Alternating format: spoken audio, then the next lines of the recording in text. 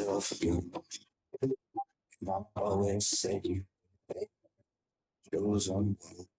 This is Mornings with Brian Haldane. Who are you?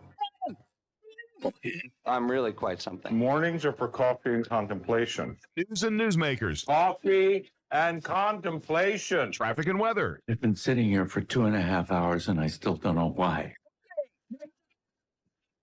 So I don't see you. Good afternoon, evening, and good night. Start your day with Baton Rouge's hub for information and opinion. Your opinion. Here is Brian Haldane. 606, Talk 107.3 FM, WBRP. Mornings with Brian Haldane coming your way right now. Brian here with you. Alondra producing. Good morning. Good morning, Alondra. How you doing today? Good morning. I'm doing great. I see you wore your jacket today. It's very cold. It is chilly in here. It's chilly in here and it's chilly outside. Yeah, but yeah, exactly. So it's like usually whenever I'm in here and it's cold and I walk outside and it's hot, it feels good. Refreshing. Yeah. Right? It's like, oh, that's the good stuff. It's what you think of like when you see a turtle sunning itself on a rock. Yeah. That's what you think that feels like. Dog in the the sunspot laid out. Yep. Not right now though. Whew. Yikes. Anywho, if you're watching us on YouTube and you're wondering why we're all decked out like we're an LL Bean catalog, that would be why. What's an LL Bean catalog? Hey, we got a busy show for you this morning. We're going to talk a little bit of fantasy football at 6:25. Taylor Sharp's going to come across the hall from our illustrious traffic studios to dive in on Week 4 in the NFL as the Saints are headed to. Well, actually, they're already there. The Saints are in London to take on the Minnesota Vikings. Patrick Grimion, host of the Patty G Show, going to join us at 6:35. We're going to talk about burnout in the workplace a little bit. But we are also going to talk about, there was a second topic there. Oh, yeah. Entrepreneurs. When you are the solo founder of your company, how do you know when it's time to pull the trigger and actually hire somebody? Growing your operation, doubling your operation from 1 to 2 people. How do you know when it's time to take on your first hire? Let's talk about that. We talk business every week with Patty G, and we will do that at 6:35. In the 7 o'clock hour, Chris Alexander is with Louisiana Citizens Advocacy Group. He was on the show with us earlier in the week talking about the I-10 expansion and really none too happy with it, to be sure. Talking about there was a public forum, a town hall meeting, if you will, a pep rally, I guess, or an anti-pep rally to rally the troops against what DOT's got working in the coming months and years on I-10. I wanted to post-mortem on that meeting and what ideas came of it. Not just complaints, solutions, right? He's going to join us at 7:15 to talk about that. Crimestoppers coming your way at 7:35 this morning. 2 weeks ago, I think it was just 2 weeks ago, on our Crimestoppers segment, we did railway safety. Since that time, there have been 2 accidents with people trying to beat the train. So Lieutenant Don Capola and I got together and said, maybe we should do it again. Maybe you all incredibly missed the point. Yeah, that was like when Pam was in here. Last week? Yeah. And Don Capola came in and I was like, what's up, man? Like, are we going to have to get the railroad with Josh Fletcher back on? Yeah, we're getting Special Agent Fletcher back on again to talk about railway safety and not trying to beat the train. Because, I mean, it happened back. It's this show's MO, right? You make the morbid prediction comes true. Crimestoppers 7:35. We will have Valerie Hodges, turn to Valerie Hodges to talk a little bit about what can Louisiana do to help out Florida in the aftermath of Hurricane Ian at 8:15. There was actually some legislation passed in the last session. The governor, okayed everything before Wheels Up for London. But there was some legislation passed in the last session that will help us expedite the Cajun Navy, along with a number of other resources. We will talk with Valerie Hodges about that at 8:15. We're going to round out the guest list talking with author Scott Turow. Intriguing cat, longtime writer, Presumed Innocent is one of his. His newest is called Suspect. And it was a fantastic conversation. Looking forward to that. 8:40, Scott Turow will join us. Got to lead off this morning, though, with Hurricane Ian. It is now down to tropical storm status, and it is now back out over the Atlantic, basically, or pushing itself towards the Atlantic, basically. Ian is now, like I said, it went from a Category 4 when it made landfall until the 4 a.m. numbers this morning had it back down to a tropical storm. Now, as a tropical storm, it's going back out over the Atlantic. Let's look ahead to the future and then back on what went down very quickly. As it heads back out to the Atlantic, for those of us that live with hurricanes, we're like, well, if it's going to be over water, is it going to gain strength again? No, it is not projected to regain hurricane status. If it does, Cat 1 at the most. It is not going to like regas up and become a 4 again. It is going to remake landfall in South Carolina probably tomorrow afternoon. But, and this is the big part of this, even though it's not going to gain a whole lot more strength, storm surge is going to be a thing again. So look out for some warnings about storm surge, tropical storm warnings to be sure, but warnings about storm surge along South Carolina's coast. Completely clear of Alabama at this point. Any questions that you might have had about delays to the LSU game are off the table now. So that is the future of what Ian is supposed to look like in the coming days. As for the last 24 hours,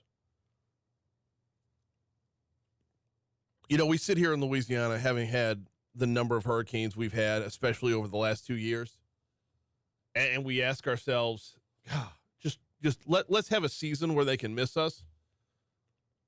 It's not that much easier to see the pictures, the video, the devastation happen to somebody else.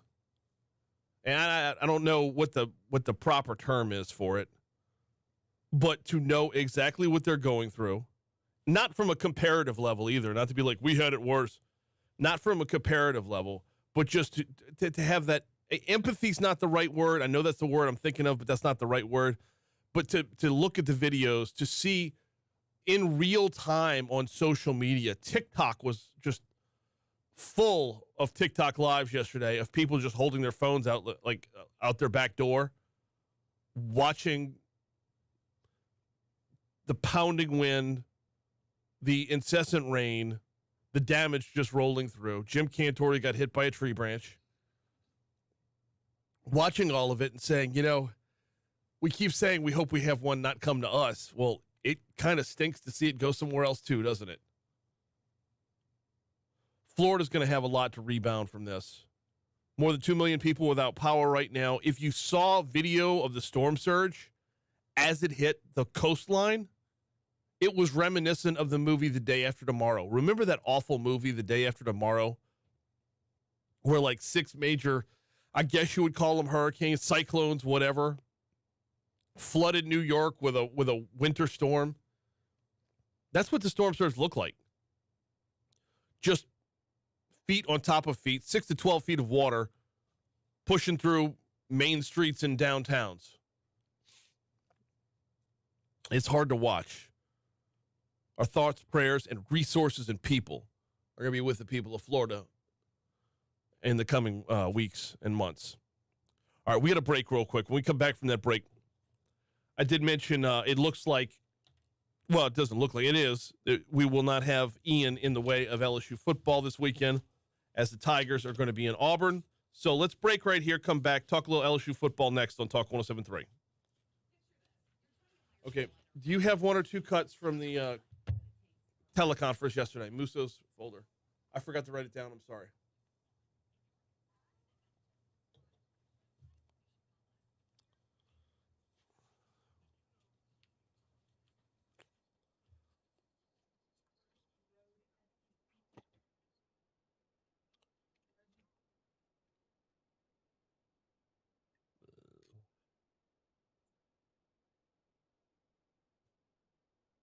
Let's go. Let's definitely do that one.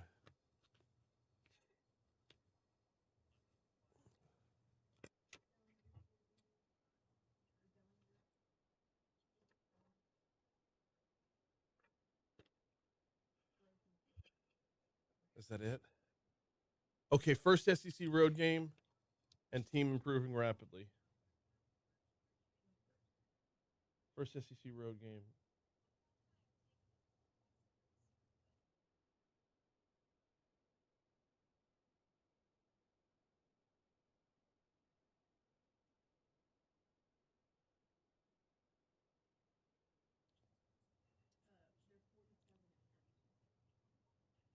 Jesus. Okay.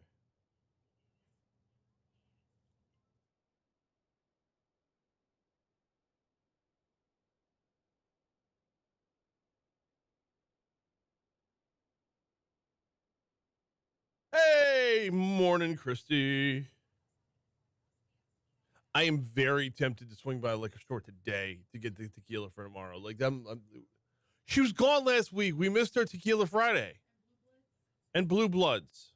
Blue Bloods Are y'all optional gonna at this switch point. it up? Why? Like with the show? Why? Y'all aren't done with it yet? Blue Bloods? Yeah. Well, there's going to be new one. There's another season coming out soon. Oh. My We dad's might. obsessed So we with that started. show. We started to rewatch The Crown, and then we stopped, Eh, which is what killed the Queen. it Yeah, is. it's It totally is. on us. Y'all should have never stopped watching The Crown. How could you kill the Queen, We Christy? did. We killed the Queen. I really love The Crown, though. It was a good show. I watched like the first 2 episodes. I'm gonna try it again. I also just like don't have Netflix anymore, so I'm gonna ask my mom if I could use hers. Because I never really watched Netflix. Like I would mostly watch Hulu or HBO Max. Yeah. So I've never gotten Hulu. I've been Wow, doing, I ran long in that opener. Modern Family.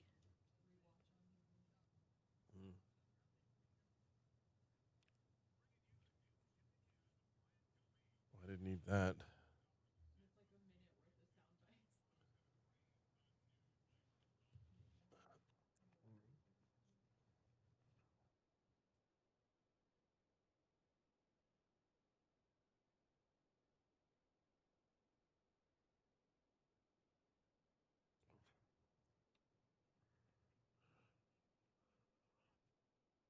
.618 Talk 107.3 FM WBRP. There's a voice you're going to hear throughout the bumpers this morning.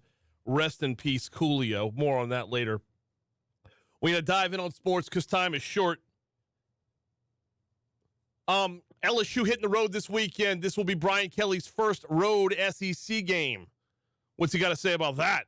First challenge for us in the SEC as it relates to being on the road. So, playing a team with the caliber of talent that Auburn has will present a challenge in itself. But, anytime you go on the road, those challenges, being in a hostile environment for the first time, certainly will be a challenge for our team. And, just all of the logistics will be a first time for us in this team. So, the opportunity exists for us to, continue to play consistent football. We'll have to make sure that we're not distracted by travel and, obviously a very pro Jordan Hare Stadium. But that's why you play these games in the SEC. I know our guys are excited about it. You could tell by the way we practiced yesterday. There's an anticipation of playing in these kinds of games. Okay, we're going to dive into this a lot more tomorrow.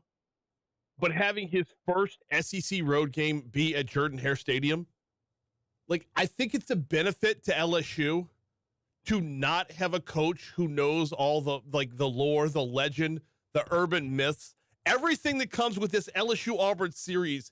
Everything goes sideways. To go into that without the knowledge of it, I think is going to benefit us. Here comes the Fox Business Report.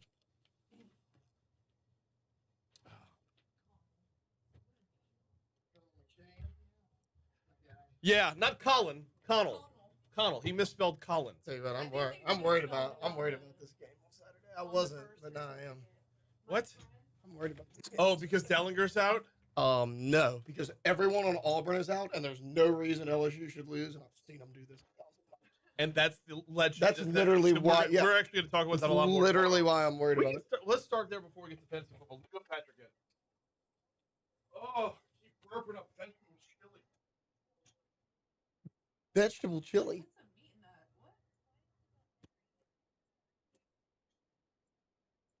What's up, Facebook? YouTube. Whoa. Oh. YouTube almost muted us. We can't say the F word on YouTube. Can't say Facebook on YouTube. What is vegetable chili? Not something about. I've heard of vegetable soup. I've never. Would that be the heard of same chili thing? That doesn't have ground beef in it. You know? Yeah, but if you put beef in it, then isn't it just vegetable beef soup? No, but I'm saying, like, what is he doing eating vegetable chili? No, I want to know why he's calling it the wrong name. Brian, it's vegetable soup. No, it was chili. Why are you eating vegetable chili? What is vegetable chili? So Well, I'm not like a vegetarian or Put anything. some meat in there. It's I did. Brian's I added vegan. meat. It comes from so Ghost Slim. chili. It comes from Ghost Slim. It's packaged as vegetable chili. Oh. You put it on the stovetop, you stir it all up, you add some stuff to make it a little bit more flavorful because it's diet food. And I love Ghost Slim, but it's still diet food. Yeah. Add a little garlic, add a little onion, a little bit add a chili powder. Now you got something going on. That's what I did. We made chili the other day, like Christy made chili the other day. So I added a big scoop of real chili to my vegetable chili. And ooh, they're doing battle. I got the bubble tubes.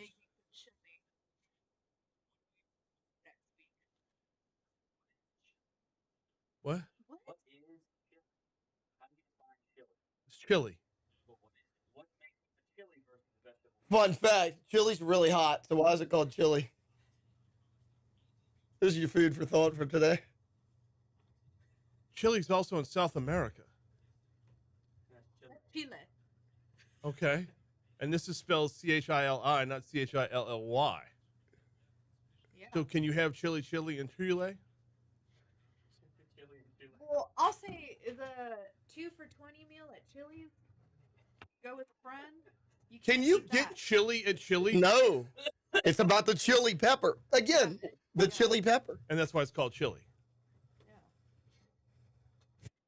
It's Chili. Listen, I love chili. That's like asking what is gumbo. It's Yeah. gumbo. It's chili. It's beef. It's beef. It's other stuff. It's corn.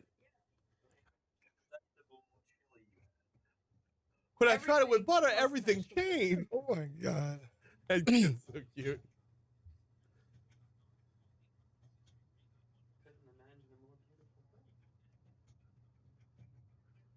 Corn salad. Well, they ain't liquid. Roasted corn. Unless it's creamed. I love cream corn. I don't know what happened. I used to love cream corn. Like Some barbecue. elementary school days when it would go in that particular portion of the divided plate. The little bento plates they used to give us in elementary school. And then always put the corn in the round one. Yeah. And you're chasing cream corn with a fork. Like barbecue places, they make some bomb cream. University cafeteria. Bomb cream. Unless they've changed the menu since I was there. It's a school cafeteria. They didn't. It's a school cafeteria. I went there to have lunch with my daughter for her birthday before school let out last year. And it was it wasn't cream corn, it was just regular corn, but it was square pizza day. And I really felt like I had won something. Because, like, you don't think about it as a kid, but when you see it as an adult, when you see the giant square, I'm like, roll that in up. Like you're throwing away a rug. Like you're throwing away a rug, just roll that pizza up. It's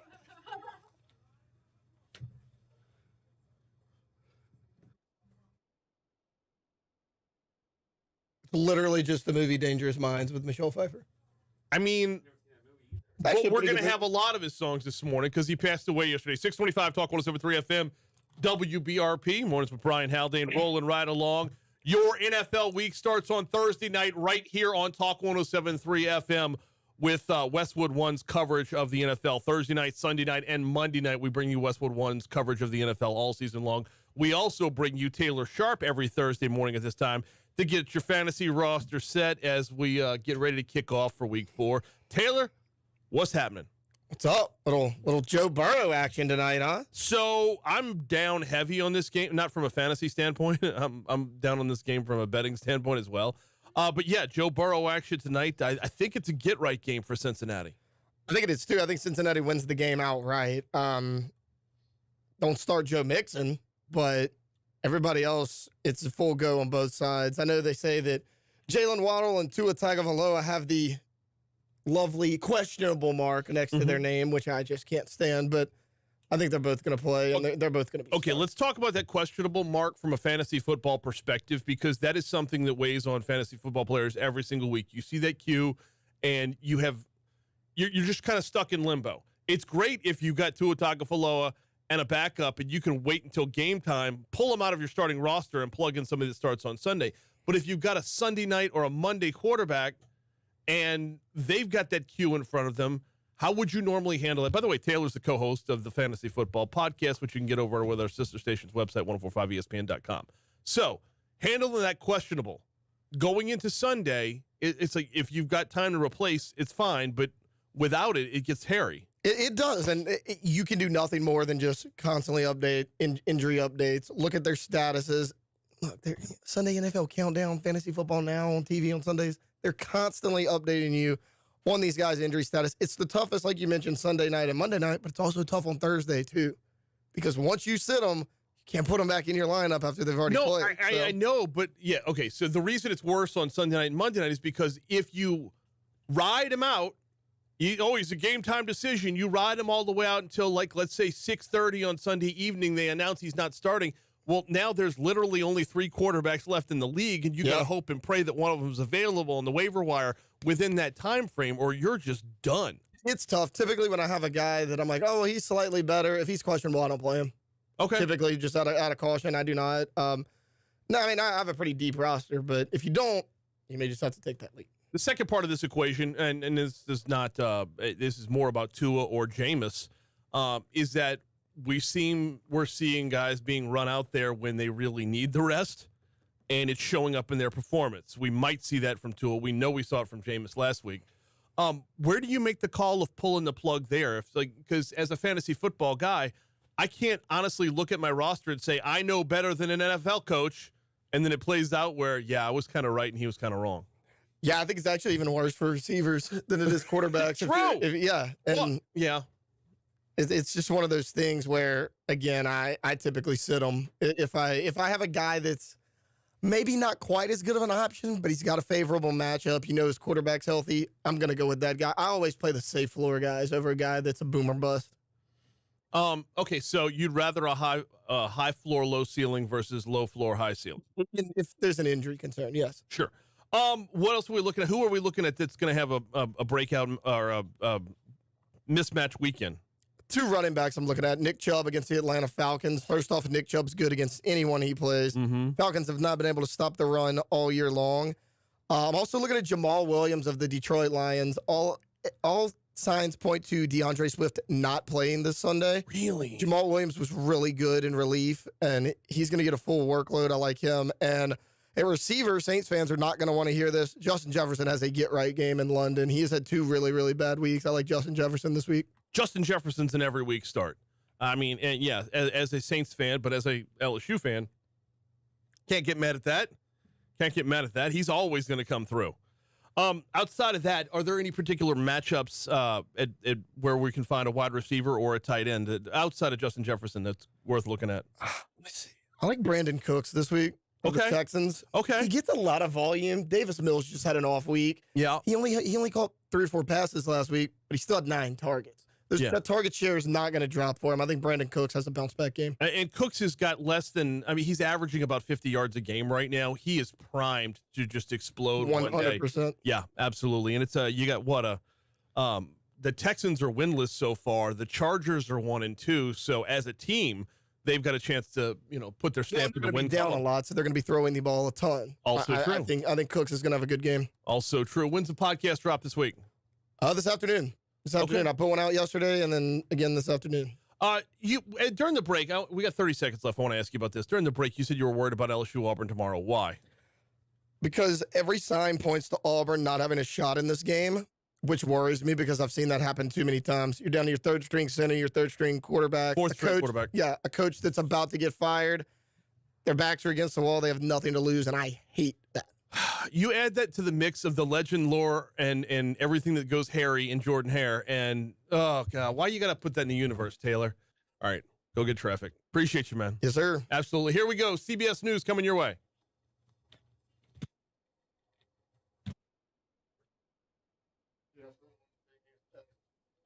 I'm Aaron Rodgers is going to do it for me this week.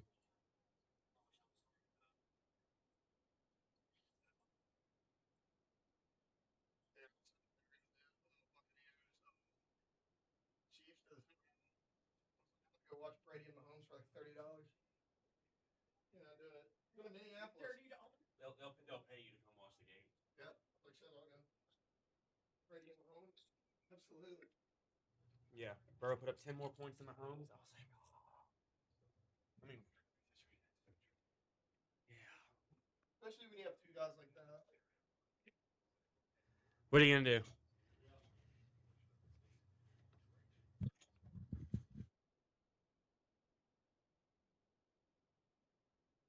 I don't think you're on the right live. No, I'm not. That was running from earlier.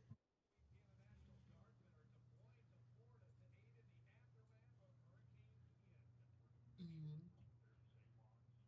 Shut up, Ian. Kakapopo.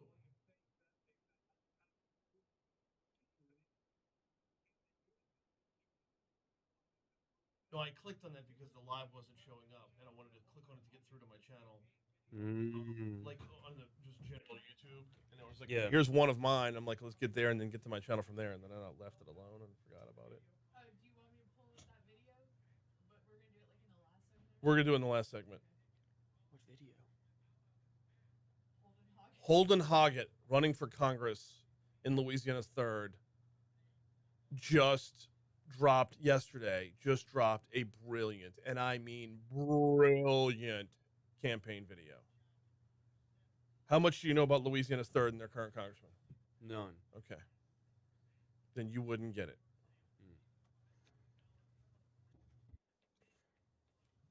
Let's see if I can give you a 2-minute tutorial.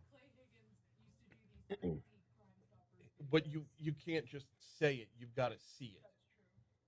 There's like talking about it does not do it justice. By the way, pull up a Clay Higgins Crimestoppers video as a side-by-side. I gotta see this comparison now. This was a guy with a shady past, a shady history, who somehow shows up with, I believe, the St. Landry Parish Sheriff's Office and does Crimestoppers videos for the entire Acadiana area. Well, isn't the guy that will show up outside like gas stations and all that? Yeah. Okay, I know that. He's a congressman now. Has been for 6 years. He's a 3-term congressman. That guy represents part of Louisiana on Capitol Hill. He held a gun to his wife's head? Yeah. In what context? In what context? How'd that work out? Oh, by the way. Are they still married? So they got divorced anyway?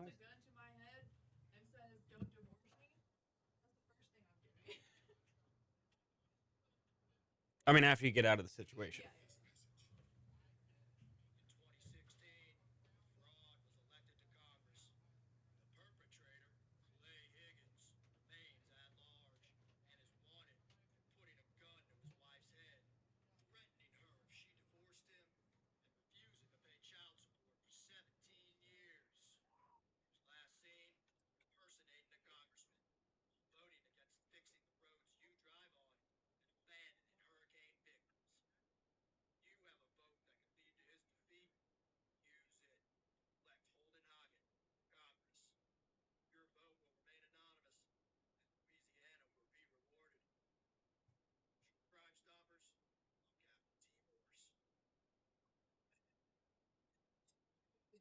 So that's my dude. That's actually been put out there? Yes. That's airing? Yes. They're paying good money to air that on local TV? Yeah. Why wouldn't they? That is a hell of a. Oh, Oh, word. did you get the? I still don't know the girl's name, the meteorologist's name. I don't know. That's what I understood from it. Just say, let's get our weather report. Y'all have a new meteorologist? Marissa's apparently off. Mm.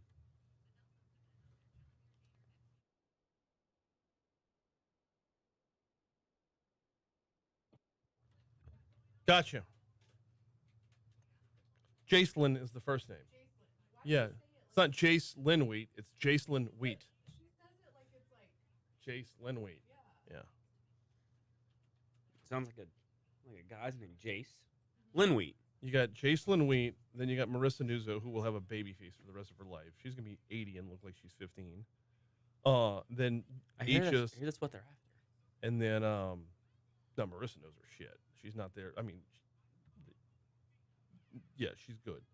And then you got Keller Watts as a meteorologist as well, who he looks like the voice guy from a game show. And it's a new car. Right. Look at. Yes. Yes. Oh, crap. I forgot to. Starting off cooler again this morning. For your full forecast, here is WBRZ meteorologist Jacelyn Wheat.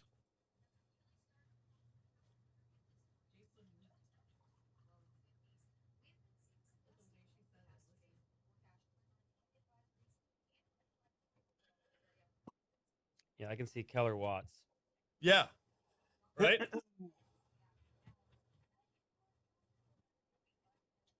Tell them what they get, Keller.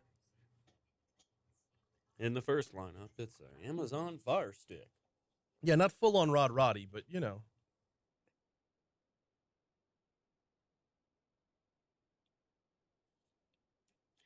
I almost wore my vest this morning. I'm not You gonna lie. should have. Almost did. You should have. It's definitely weather for But it. it's gonna To warm your core, but let your arms just freeze and dangle. They don't freeze and dangle. They've already got enough blood flowing through them, you know. Freeze and dangle. They don't freeze and dangle. You start warming the core, and then it warms your extremities. Or you could have sleeves. I'm just saying. But that's too hot. I forgot how much I liked Coolio. This was like 94, 95, junior year, senior year, high school. You know what they say. What? You don't know what you got until it's gone. Absolutely. Coolio passing away, heart attack at 59 years old. Oh, it was a heart attack? Yeah. This morning they said the death of cause was unknown. The cause of death or the death of cause, either way. Patrick Grimion, host of the Patty G Show, in with us. We talk a little business every Thursday at about this time. What's happening, dude? Oh, not a whole lot, Brian. Just enjoying this cooler weather. It's almost vest season. I'm It is excited. almost vest season, where you tell your chest, here's protection, and you tell your arms, deal with it. And they've come so far. They learn, right? Extremities, man. Extremities are important. Look, I don't want to You need- restrict the arms. I don't want to make them sweat. Okay. Got to keep the core warm. To make it sweat. Yeah. There's Get them no sweats winning. to the There's no arm. winning this argument, Patrick. By the way, if you're new to the show, Patrick is a vest guy. I was about to say, he's totally a vest guy. He's totally a vest. Like Absolutely. 100%. Yes. Yeah. I just know you wear a vest. He does. Like, I just know it. Anything under 60 or like at the high is 75, vest in the morning. Mm-hmm. So we're getting close. Although I think this is what the fake fall within the Well, Louisiana calendar. Technically, it's our second fake fall Second because fake 2 fall. weeks ago we had a fake fall for about 3 days. Yeah. So this will last through This the one- weekend.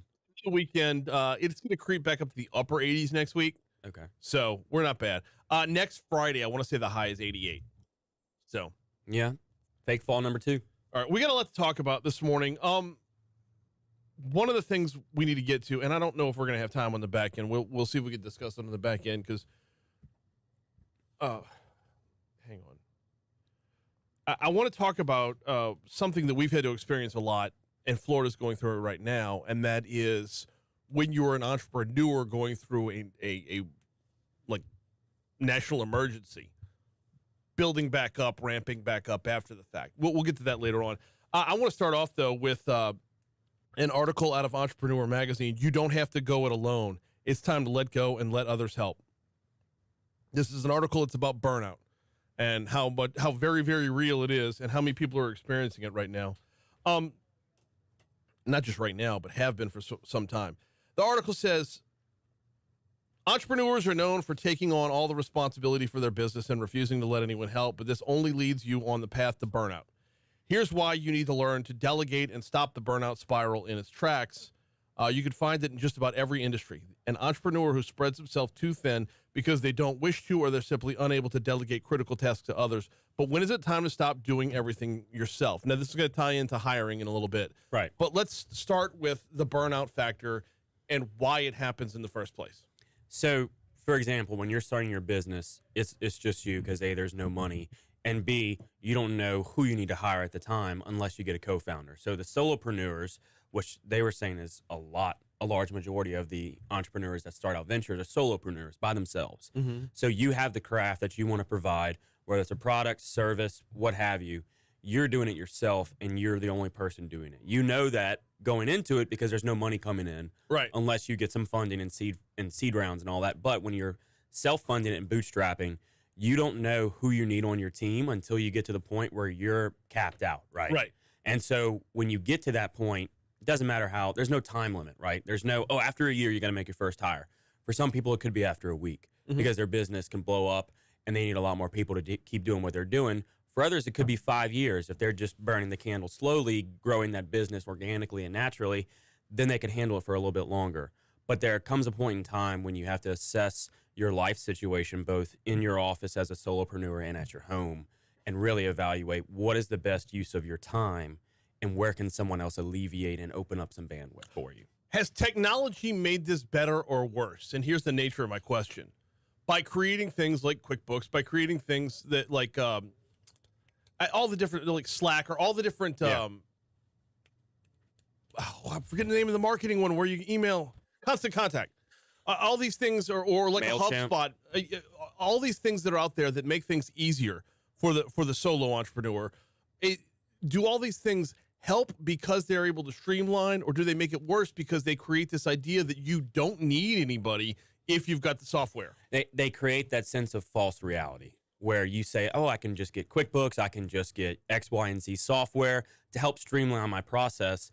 But then you come to the point where, let's say, for example, let's use a podcast, for example, right? Mm-hmm. We film the show, then you have editing to do, and then you have posting to do, where if you then film it, then you have to go and edit it. You can get a software to help you better edit it, but now you're still yourself working in that software to edit it. Right. And then posting it, now you're still assigning and allocating what days you're going to use for what post, so you're still doing that.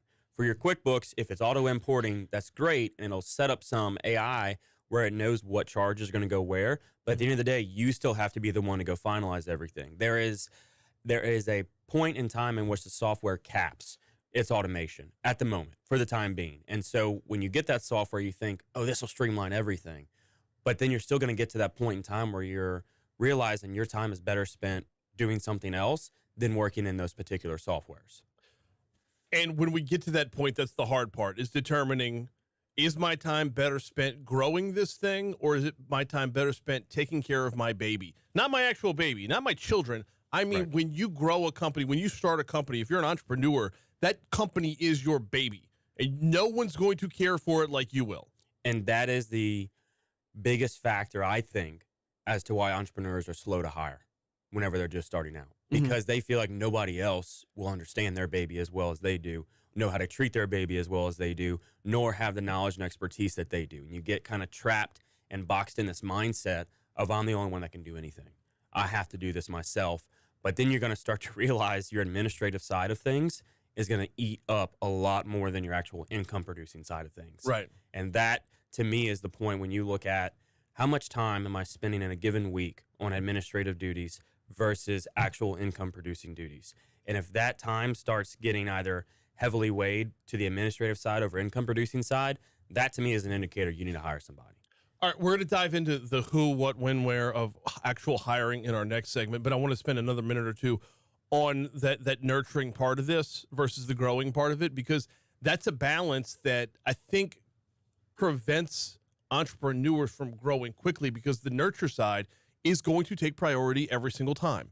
100%. You're going to be in that mindset of, no, I can keep doing this myself. I'll just work longer hours. And then you're going to realize that there's so many hours in a day. There's a finite number of hours where you can't keep doing what you're doing. And then you start causing slowdown in growth. Yeah. Because you just can't get to everything. Right. And then things start getting pushed over the next day, the next week, the next month. There's also when you look at the potential of a new sale and then you're seeing it through the eyes of, my hours are already filled on this end.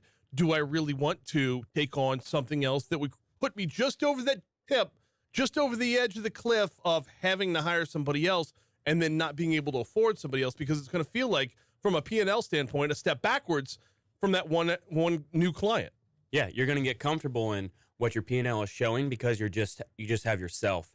But what you don't realize is, if you're able to spend more time generating income and hire somebody, your costs may come up. Yeah. But if you do it right, your income will go up as well. All right, let's take a break here. We'll come back after traffic and a look at your money now. After that look at traffic and your money now, what we're going to talk about next is, when it comes time to hire, number one, what's the most likely position that's going to get hired? Number two, is there a definitive metric that pushes you over the edge? He's Patrick Grimion. We talk business every Thursday.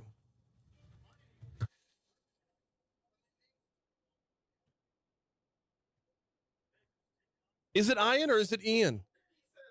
He says Ian. So was it Hurricane Ian? Everyone else, the English speaking says Ian, but Yeah, I'm not big on him. F&A, Cotton. F&A. So do you think WBRZ has a NIL deal with LL Bean? Why? If it cuts back to the field reporter, you'll see she's got her jacket and it's got the WBRZ logo on the left hand side. Yeah. On the right hand side, it's got a really big LL Bean patch.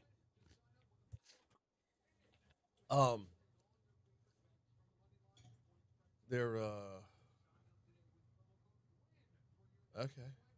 Yeah, those Cheetos are gone, by the way. No, I drove past it this morning. They need to. This is hard for a family whose daughter was murdered, but that memorial is never going to stay there. No. Like, every day somebody walks by and takes something from it. Or the flowers they set out get blown away in the wind. And it's to the point where, God bless, it's so hard to say it out loud. It's creating litter. It's creating, like, things blowing into the street and whatnot. There was a bouquet of flowers in the street yesterday. Like, see, LL Bean? yeah, no. Their previous general manager was good about making sure they were outfitted with all the right station swag. So. Right. Well, she's got her station swag, live, like, very prevalent. But I wonder, is she working a deal with LL Bean? I don't think so. I don't think station's working a deal with LL Bean. Yeah, I think no. I think that the previous GM is just a good dude who ordered the right stuff.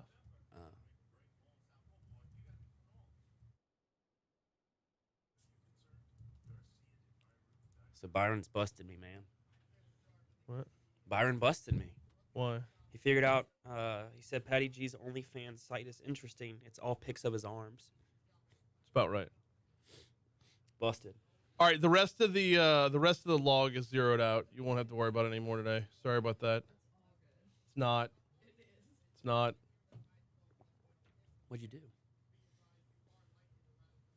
The way our log runs, where there's a live read, it counts it as a minute.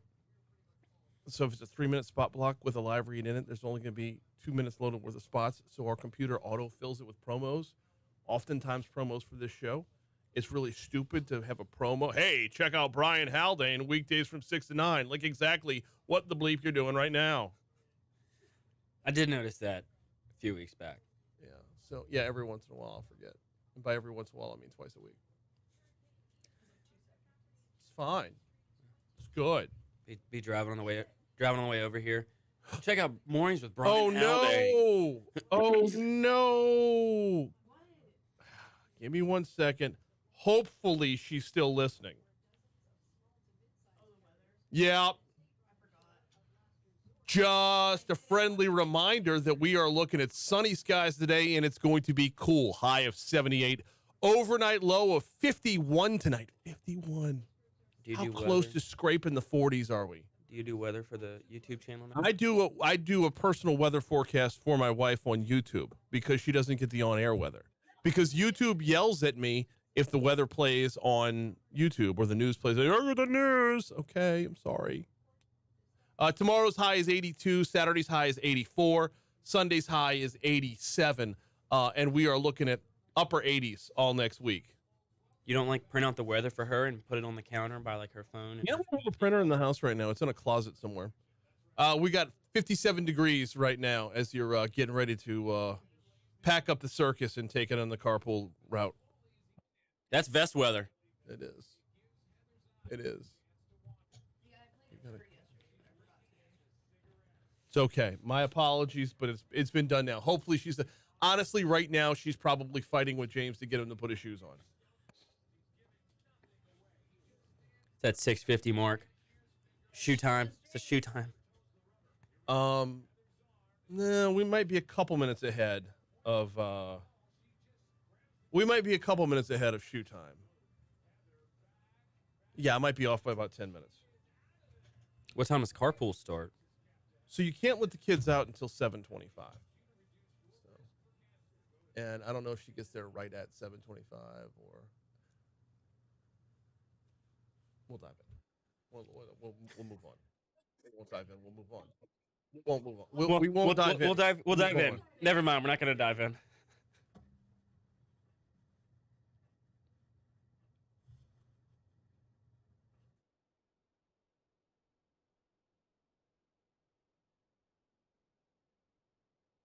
Right about now, I'm really hoping I sent the clean versions of the songs to Alondra. You didn't send the clean versions, but how dare you, Brian? How dare you? But luckily, you have a smart producer. So okay. Thank you, by the way. Jamming out last night doing show prep, walking down that path of the early '90s is get that little Coolio memorial going. Oh man, listen, it's a good time doing show prep last night. Mixing in some Warren G, some Paperboy. Remember Paperboy? No, you don't. All right. It's before my time, Brian. Me on in the house. We are we're talking about business and we're talking about entrepreneurship. We talk about entrepreneurship or the business climate every single week. And this week we're taking a deep dive into how do you know when's the right time to pull the trigger on bringing on someone new versus burning yourself out as the solopreneur. So when it is time to pull that trigger, when is it time to pull that trigger? Is there an actual metric that says when you have cleared this much revenue versus this many clients versus this many hours in your day? I don't think so. I don't think there's a specific metric, but I think you as the solopreneur need to analyze how much time and like really, really put pen to paper and write out your days in a given week and look at the hours you spend.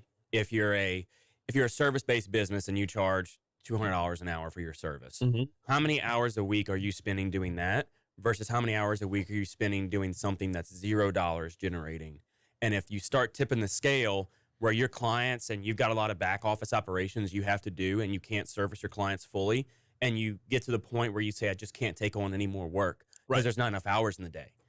That's the point in time where you really need to evaluate who can I bring in to take some of this workload off of me so I can get that scale back the right way. Okay.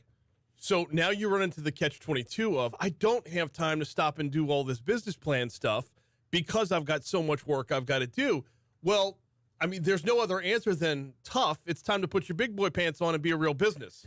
Yeah. And ultimately, that's what it comes down to is you can't keep working in your business forever. You have to spend some time working on your business. Right.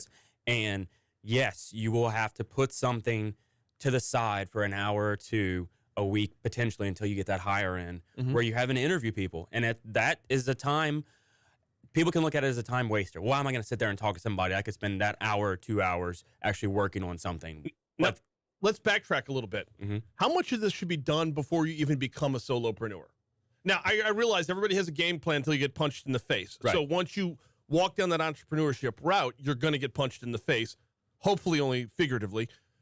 But you know where you want to be before you even start. Shouldn't you say by year 2, by year 3, I want to be able to hire a bookkeeper so I can go out and sell. Or I want to be able to hire a salesperson because that's not my forte. If I really want to grow this thing, I know the nurturing and I know the back end. Like, should that be before you even get started? Or is it shift on the fly because you're going to learn what your needs are as those needs arise? I think there's going to be people in both situations. If someone is taking the time to put together a business plan, put together some pro formas and some metrics to evaluate where they want to be years 1 through 5, then you can plan out, okay, if we reach these sales goals, we reach these numbers, I think by year 1, I'll be able to hire somebody. If they're able to do that before they even get started, that's great because you can game plan when you need to hire somebody. But if you're the person who your business not necessarily falls in your lap, but this idea comes to you and you say, I need to start this tomorrow, you may not have the time to realize and give the thought,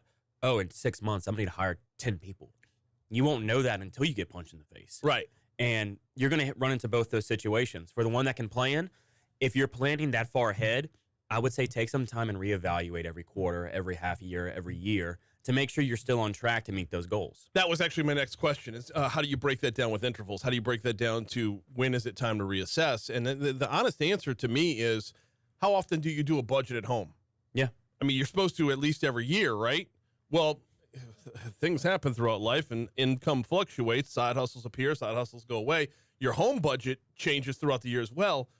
Why wouldn't you give your baby, your new company, the same level of care that you give your home budget? 100%. You know, not everybody's going to do, my wife and I, we do a weekly budget, and then we do a monthly budget and an annual budget. So we break it down at various intervals. That's just a CPA in me. So. I was gonna say. So like our Sunday afternoons are sitting around looking at the accounts and the cards and seeing things coming in and going budget. out. Weekly budget, yes. Chrissy's like, I'm going to Costco. I'm like, oh. So if you have that mindset of you want to do things more frequently or less frequently, you still need to do them. Don't just go a whole year and not have a game plan for the upcoming year. We got less than 2 minutes to go, so I've got to squeeze this question in before we tease the podcast. How tough is that look in the mirror to know who or what position you have to give up? What position is your weak point that you need to hire for? I mean, that's like looking yourself in the mirror and trying to point out your flaws. Right. It's almost impossible, isn't it? Yeah. And you don't know what they are until you either consult with somebody. You can consult with somebody else, whether it's a spouse, a friend, whomever. And if they can, look at you and get to be brutally honest with your friend, and they can say, look, Brian, you need to hire somebody to work on invoicing because you're not doing it frequently enough. So you're not getting paid enough or on time. And you're doing your invoicing once a month, once every 3 months. That's not working for you, Brian. Right. You need to hire somebody there. So maybe it takes a third party to look at you and say, this is what we see that you need to do. And then it comes on you as a solopreneur to accept that. Yeah. And actually put something into action. All right. So the next hard part, and we're not going to have time for this, but the next hard part is what happens when you have more than one deficiency? I can't sell and I suck at billing, but I can create. Then it sounds like you need to hire 2 people and just eat some ramen for the next few months while you're producing more. Yeah. It's going to break that ramen in half and save the other half for tomorrow. That's the hardest part too, is you get to that level of lifestyle going back. You may view it as going backwards, but really it's like a springboard. You're just winding back. You're cranking up that toy to then really shoot off. Who's on the podcast this week? Chad Gazzardo of Centurion Construction Management. Okay. His is a pretty cool story. He grew up in an entrepreneur household and then went and did non-entrepreneurial things in Florida for a while and then moved back and realized that these projects end and it's like, I want to control it. He is Patrick Gremion, host of the Patty G Show. Joins us every week. Appreciate you, man. Thank you, Brian. It's time to check in on Florida and the rest of the world with the CBS World News Roundup.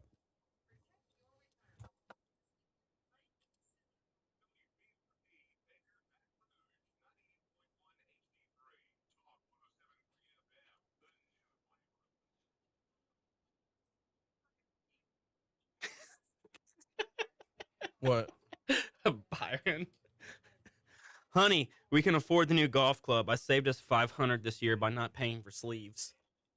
That's funny.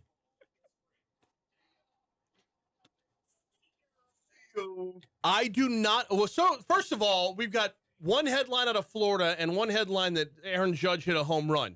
Like 2 miles per hour. Winds were 2, and they're going to find us as Cat 5 eventually. Winds were 2 miles per hour away from a Category 5 hurricane. Okay, but also Aaron Judge left the yard. What's more important, Brian? The Yankees record, apparently, not the Major League record, not the AL record. What? Actually, I think that might be the AL record. Because McGuire, no, what did Sosa have? Hang on. Did Sosa have 63 the same year that McGuire? So, Byron, your comment about sometimes it makes more sense to outsource administrative processes. Outsourcing is kind of that bridge to where you can get comfortable with somebody from outside working, and then you're able to actually make that final hire. That's something that I'm exploring with the show, is what outside services may not be a full commitment of an employee that can bridge until we're at the point where an employee can come on full time. Well, the outsourcing stuff it's simultaneously intriguing and, to me, counterproductive to what your overall mission is. I think it depends on how you're outsourcing. Like, how can it be counterproductive to your overall mission?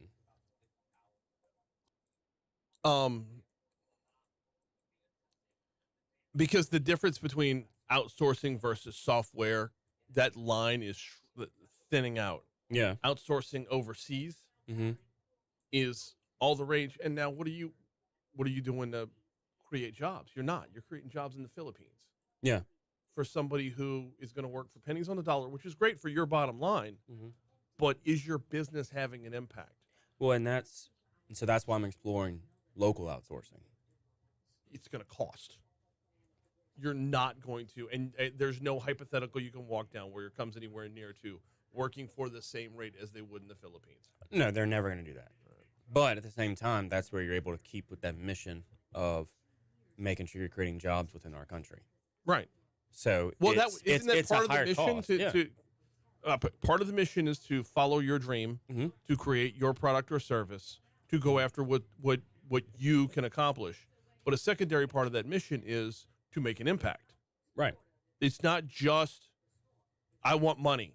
I like money. It's not just that. It's got to be, well, it doesn't have to be, to each his own, but there's got to be a level of, my business will make an impact in my community.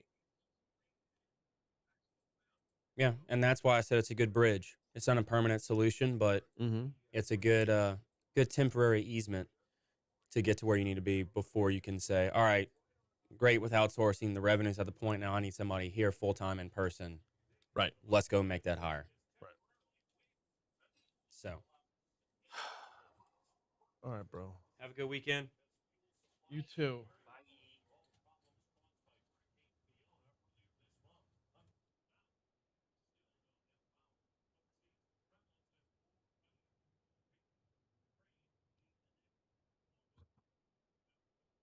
Annexed.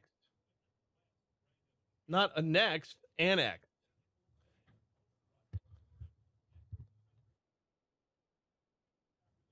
I mean, that was to do. Oh, mother bleeper. Can we not with this pop-up bullshit?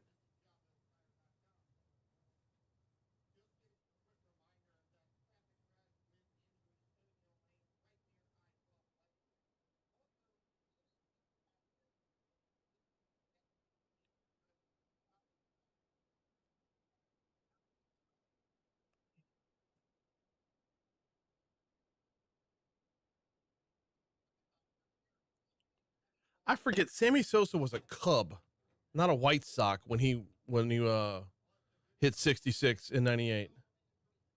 Sosa played for the White Sox, then the Cubs, then the Rangers. He was good when he was with the Cubs. I don't know why I always forget that.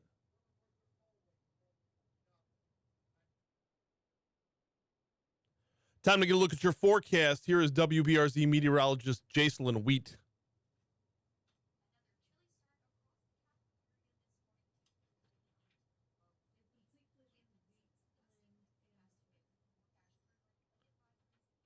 And I'm probably going to do the fourth one right here because it's tied into the No, I'll do complete collision first.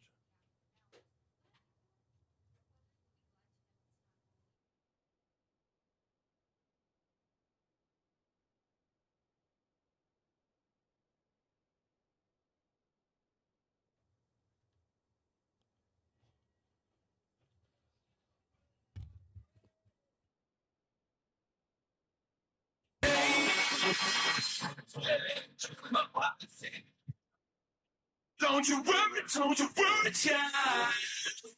She has got a plan for you. Don't you worry now. Yeah. 706 Talk 107.3 FM WBRP, hour 2 of Mornings with Brian Haldane coming your way right now. Brian here with you, Alondra producing. Busy hour we got going this hour. We're going to talk about I-10 this hour. As earlier in the week, there was a town hall, a rally, if you will, very much against the construction on widening I-10.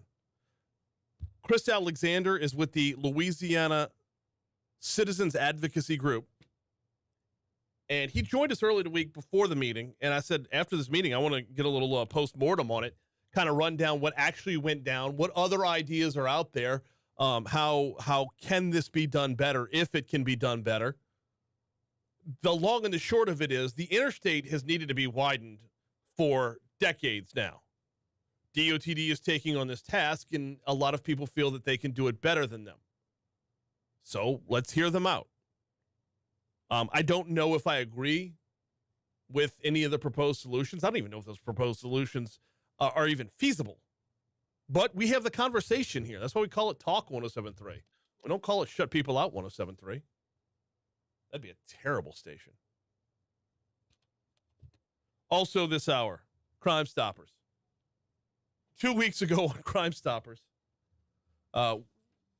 we talked train safety, and then like within a week, there were 2 accidents involving trains. So we figured let's try and do this again, since clearly everyone missed the point. But that's all coming up later on this hour. We're going to get you to top stories and trending in just a minute. Hey, if you do get into an accident with a train or otherwise, I can tell you where to go. Complete Collision Center. Hang on. Don't listen to where anybody tells you where to go. Do your own background here. Do your own research. Learn a little bit more about Complete Collision Center. Learn about the I-Car Gold Class certification. To me, this was a game changer. I don't just speak on behalf of Complete Collision Center. I'm a customer. I do believe in what they do, which is why I recommend them. Is the I-Car Gold Class certification. Our cars these days are built with so many different safety redundancies wired in through a computer. A fault is off here, a sensor's off there, your crumple zone's bad. All these things that go into your car to make you safe when it leaves the factory need to be put back in that order, put back in its place before it leaves a repair shop. Having that I-Car Gold Class certification means that Complete Collision Center is in the top 15% of body shops nationwide to get that done. The technical know-how, the not just knowing the car inside and out, but the techniques to get it repaired. They're also certified by more than a dozen major car manufacturers, meaning the people who made the cars say take it here. Their phone number is 768-9898, 768-9898. If you get into an accident, your insurance company is going to have a suggestion as to where you send your car. Remember, that's just a suggestion. They can't tell you. Don't let who you choose to repair your accident. Don't let who you choose to repair your vehicle be your second accident. Check out CompleteCollision.com. All right. Time for top stories and trending. Let's go.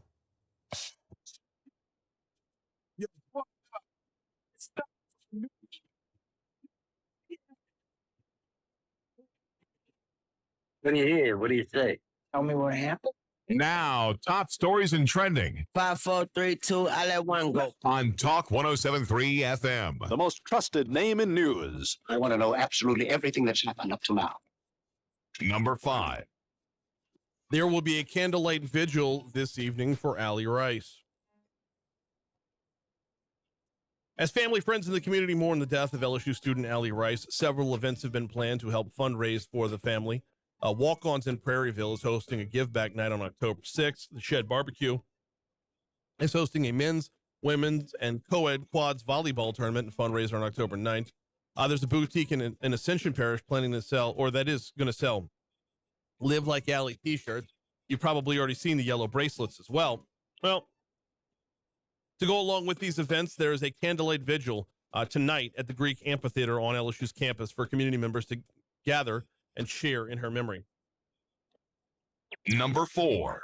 It's getting nastier with the Day of Hope from earlier. The East Baton Rouge School Board Vice President Dawn Shanae Collins has a lot of questions about how a heavily religious field trip got approved by the school district. The Day of Hope, put on by 2911 Academy, has been around for about a decade. EBR schools have attended in the past. However, it looks like this year was the first year students from the entire school system were involved. Mary Patricia Ray, who helped start a website to field complaints from the event, joined me on the show yesterday, said the firing of Superintendent Cito Narcisse is, or at least should be, a potential outcome of this debacle that ensued from the field trip. Our news partners over at WBRZ had planned to talk to Narcisse at a speaking engagement Wednesday evening, found out he pulled out of that the night before. Number 3. A key that grants unfettered access to an undisclosed number of mailboxes in the Baton Rouge area was stolen by armed robbers after they followed a letter carrier on his delivery route in Sherwood Meadows. The victim told police he was attacked about 4 p.m. on June 16th on Hermondale Drive, off of Old Hammond Highway. Police told WBRZ that July 13th, 3 arrests had been made for the robbery. 26-year-old Dijon Dobbins, 21-year-old Denzel Jackson, and 26-year-old Deshaun Larkin. The 3 men were booked on charges including armed robbery and felony theft. A 4th person was now arrested. 32-year-old Vincent Gaines was arrested on September 20th.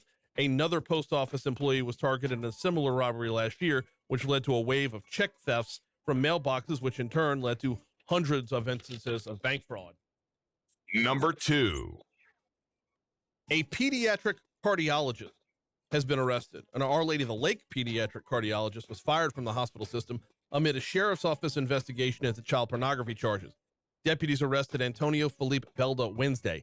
His $725,000 home on Belmont Avenue in the 100 Oaks area of Baton Rouge was raided earlier in the day.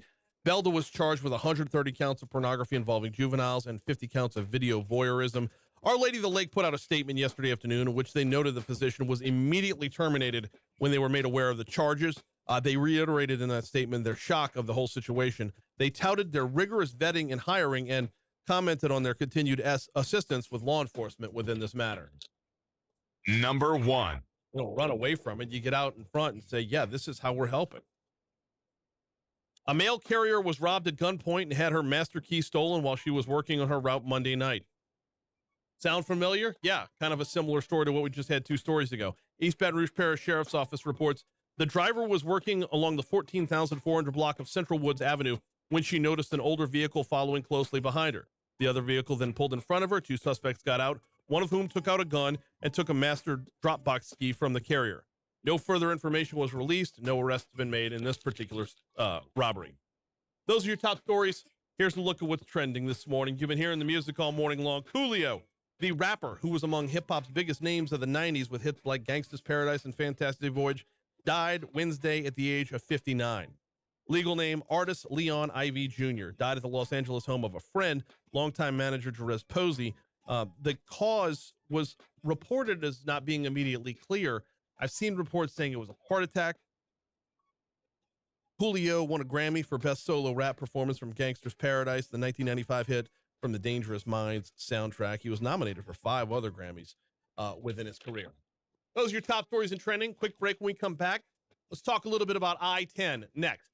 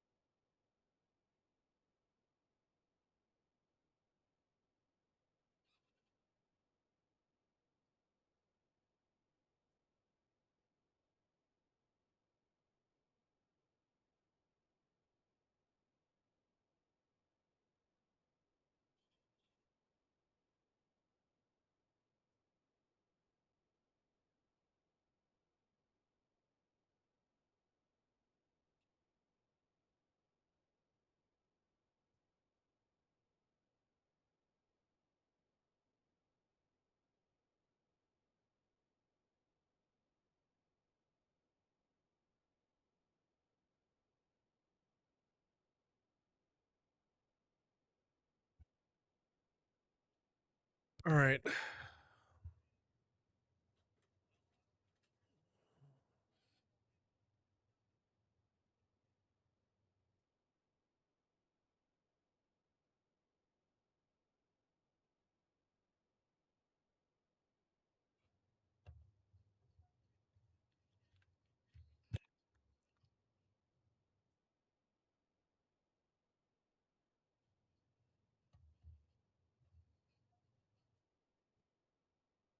$716 Talk 107.3 FM WBRP. Mornings with Brian Haldane rolling right along. Time to talk about I-10. Earlier in the week, we had Chris Alexander from the Louisiana, I believe I've got this right, Citizens Advocacy Group.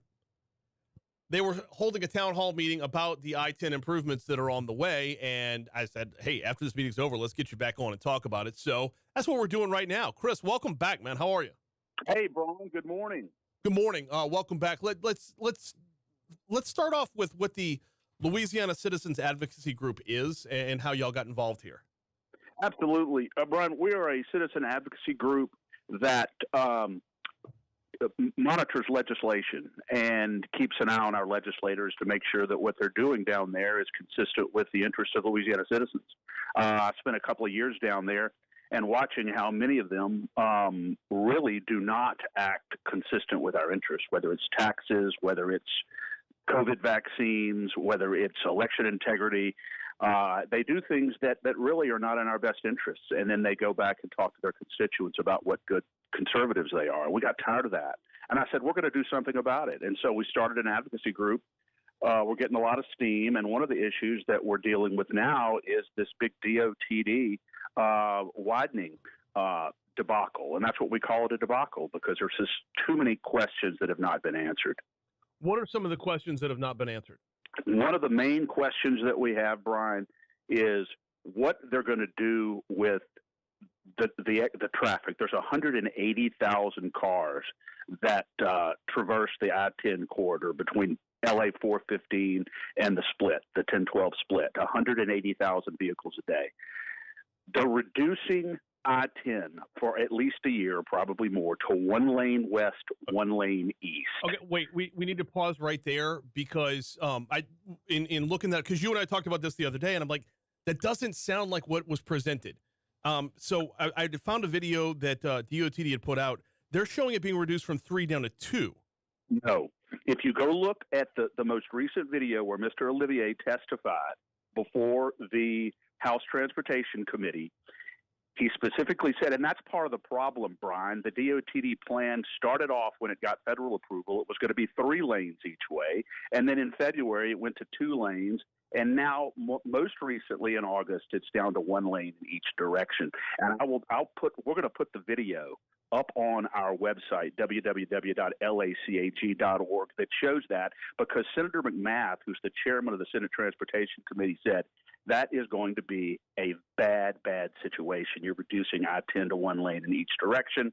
A couple of the legislators asked why the plan has changed. So DOTD is not being straight with the citizens of Louisiana, and that's a big part of the problem that we have. So that's a main deal. It's 1 lane each direction, and that needs to be clarified. Yeah. Secondly, Brian, there's no hurricane evacuation route at all. Can you imagine a situation where a Hurricane Ian was headed toward New Orleans and people in Baton Rouge needed to evacuate? Can you imagine that disaster? No, I can't imagine being hit by a hurricane. Over the last 2 years, are you kidding me? Well, a lot of people would say they're hit by Hurricane Haldane every morning. Oh, hey now. I wish my numbers backed that up. But that's a good hurricane. Yeah. So a hurricane evacuation plan would be a very serious concern, but I don't know how you would address that at all. Like, the only other way would just be never do construction, because any level of construction is going to knock you down by a lane. I would imagine 190 would be an alternate route, or 90 if you're coming from far enough down south. But like, that would impede any level of progress to say yes, it would. But Brian, there's a difference in being inconvenienced for a period of time, mm-hmm. and having a traffic disaster. And there have been, a couple of plans that have been submitted to DOTD that they've not responded to in an open forum. In fact, at some point, I'd like maybe you to talk to Penny Landry and Coleman Brown, who've been involved in this process for a long, long time. And they have a much cheaper plan and a much more efficient plan that will save the taxpayers an awful lot of money, like over $1 billion. But DOTD is bound and determined to move ahead with this project, and we're asking that they stop the project until serious concerns and questions have been answered. And I'd like to tell you about one of them. There was a lady at our town hall the other night who has a child who's got a serious neurological disorder. If she's not able to get her child to the doctor on a regular basis on time, then that child's life and health is in serious jeopardy, and she's not the only one. So there are some really serious concerns that have got to be addressed on this project, and I can tell you, based on our town hall, a lot of citizens feel like their questions have not been answered, and I can tell you how they can get them answered and who they need to reach out to. Okay, let's walk down that path. I'm hesitant to run with the anecdotal story, though. That creates emotion, yes, but I mean, is there not an alternate route to get to a hospital or get to the doctor? They need to provide the alternate routes. They need to provide what we're asking for, and this is not unreasonable, Brian. We're asking for DOTD officials to hold a real open forum meeting so Louisiana citizens, and advertise it so Louisiana citizens can come, ask their questions, and have their questions answered in a satisfactory manner. DOTD says it's been transparent. They haven't been transparent. Their version of a town hall meeting is to let you submit questions in writing, and they answer them if they feel like answering them, and they don't answer them if they don't want to. So I can tell you one thing that's not anecdotal, Brian. It's not anecdotal that when this project received federal approval, they presented to the federal government that it would be 3 lanes in each direction. That is a fact. And it later was reduced to 2, and now it's 1 lane in each direction on the I-10 corridor. That's not anecdotal. That is an absolute fact. And it is, and that in and of itself should raise concerns about DOTD's credibility and about whether or not this plan is workable. Let's talk about some of the other plans, because one of the things we talked about last time is you don't just offer a complaint, you offer a solution. So what are some of the other plans that would be $1 billion cheaper? Well, Coleman Brown's plan which he has presented and which we have up on our website, would close down, I believe it's the Washington exit, and which would allow greater access along I-10. But what I'm going to do is his plan is up on our website, www.lacag.org, and I'd like to give him an opportunity, if he could, to call in and discuss it with you. We could set that up for sure. Yeah, and do that. So, but DOTD is they're using our money, they're using our taxpayer money, and they just need to be able to be straight and answer the questions that the people have, and that's what we're about. And maybe they can answer them satisfactorily. And if they do, then we'll be okay going forward. But right now, I think the citizens have a right. They're accountable to us, and they should have the questions that they have answered. And Sean Wilson is the head of DOTD, and we have Senator Patrick McMath, who's the chairman of the Transportation Committee. Mm-hmm. And you should see some of if you look at the video, see some of the concerns he raised to DOTD in the hearing that he had. Other representatives raised serious concerns about what this is going to do to the traffic flow in Baton Rouge. Truckers coming through. It is, I just envision a situation that could potentially be a disaster for not only the citizens in Baton Rouge, but throughout Louisiana. Because, everybody's affected by the I-10 corridor. No, absolutely, which is why improvements are needed, which is why we're a couple decades beyond needing to get this fixed. So it makes your position that much more of a pickle. That's why you've got this much emotion. Right, Brian. If DOTD is saying that it's going to be reduced to one lane for a year, depending on supply and weather and all of that, what do you think that probably translates to in real time? Probably more than a year. I would say maybe 2, maybe 3 years. Someone the other night at our town hall meeting suggested it could be closed as long as 4 or 5 years. I just don't see how it's going to be workable. Wait, I'm sorry. Who suggested that? There was one of our someone who was at our meeting the other night. Trying to remember his name. His name is, I think, he was a Louisiana citizen who said he's been living in Louisiana his whole life, and said, "Look, when is the last time that DOTD made a projection about a time completion that was accurate?" Okay, I'm sorry. I was just clarifying it. We're not talking like a civil engineer or somebody with a background in construction. No. Okay. But Winston Riddick was present there, and he expressed serious concerns about the time delays as well. Yeah. And he's a lifelong engineer, and I know you know who Mr. Riddick is. Anyway, the questions just need to be answered. And, DOTD should be willing to do that in an open forum, and we would like to schedule it, and we would like to have the DOTD officials present and public officials present to come in and do that and see what they could do to alleviate some of these concerns that people have. I'm glad that Hurricane Ian is not headed toward New Orleans. Certainly, and I would be very glad that it's not headed toward New Orleans once I-10 is reduced to one lane in each direction. No, we saw it last year. We saw it in 2005. 2005 was 17 years ago, and the interstate is still in the same spot that it was in.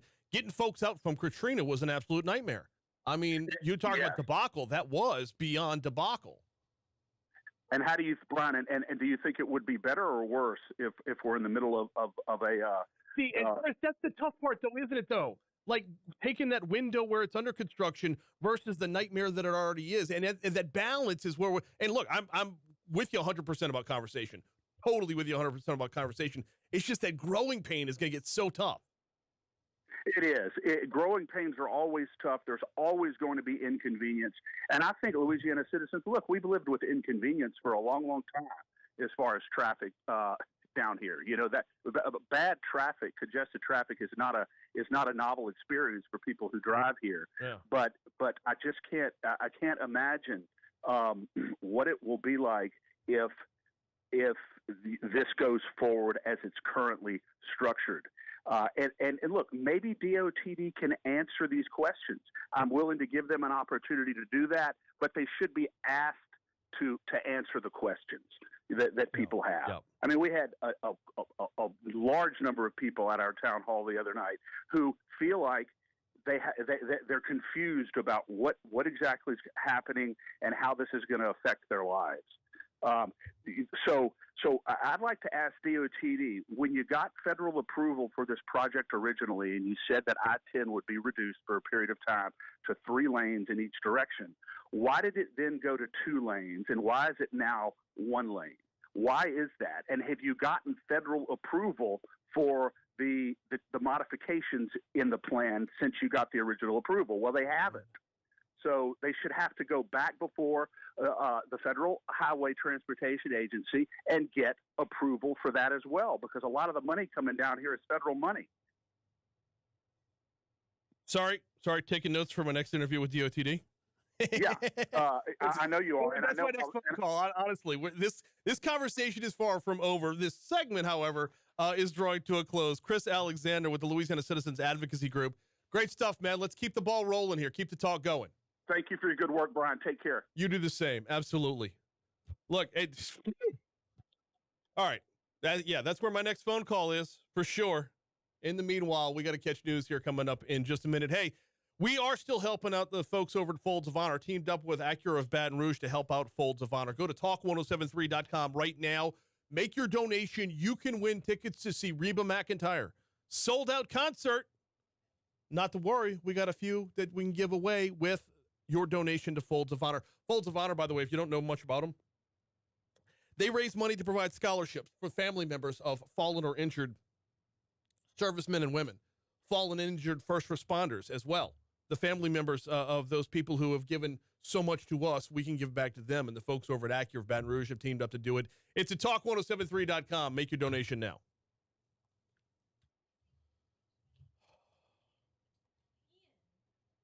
Ian Ziering.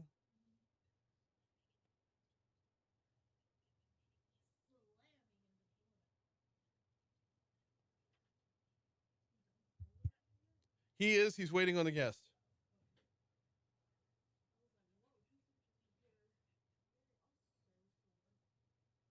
So am I. And I didn't even lift yesterday, but everything from Tuesday kicked back in where I thought I had a bad day Tuesday. Like I thought I did a weekday Tuesday. WEAK. A weekday Tuesday where I did squats. And then I went over and caught a workout with Christy where she does all these machines and I did the abductor and adductor and whatever. Yeah. Talk about a literal pain in my ass.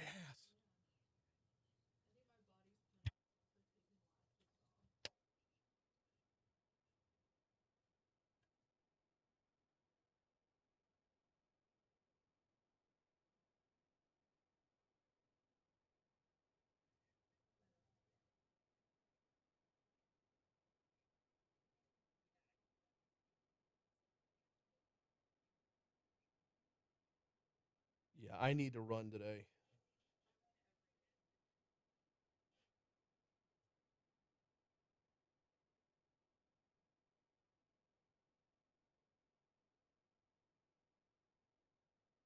Good morning. Okay. Hang on one quick second. I mean, you had me at. That's horrible.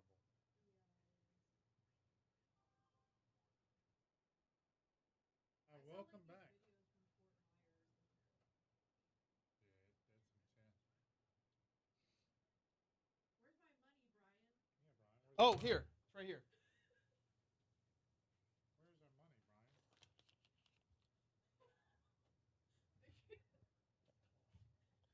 We're not holding any illegal gambling in front of a police lieutenant. I was thinking you had something for me. No, she had Tampa at a category 4. She was closest. She wins. Yeah. I had Cat 2, Panama City Beach. And is it a 4? It was a 4. It was 2 miles per hour away from a 5. They're going to readjust later on to determine it was a 5. But officially right now it was 2 miles an hour.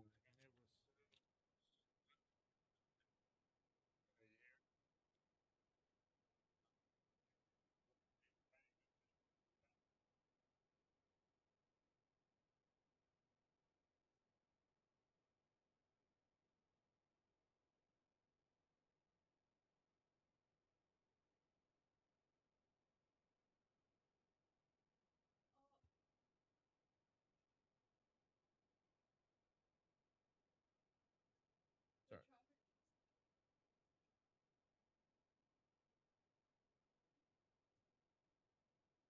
All right. No worries.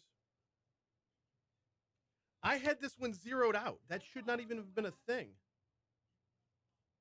So traffic bailed. Which would have put 1 minute back in.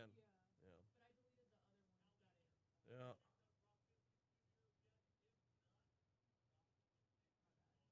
Yeah, this one is zeroed out. Okay. All right, it's no biggie. It happens.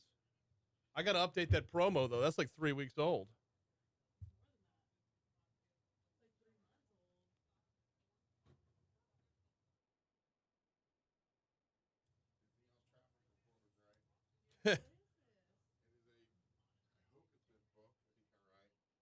Oh, fantastic.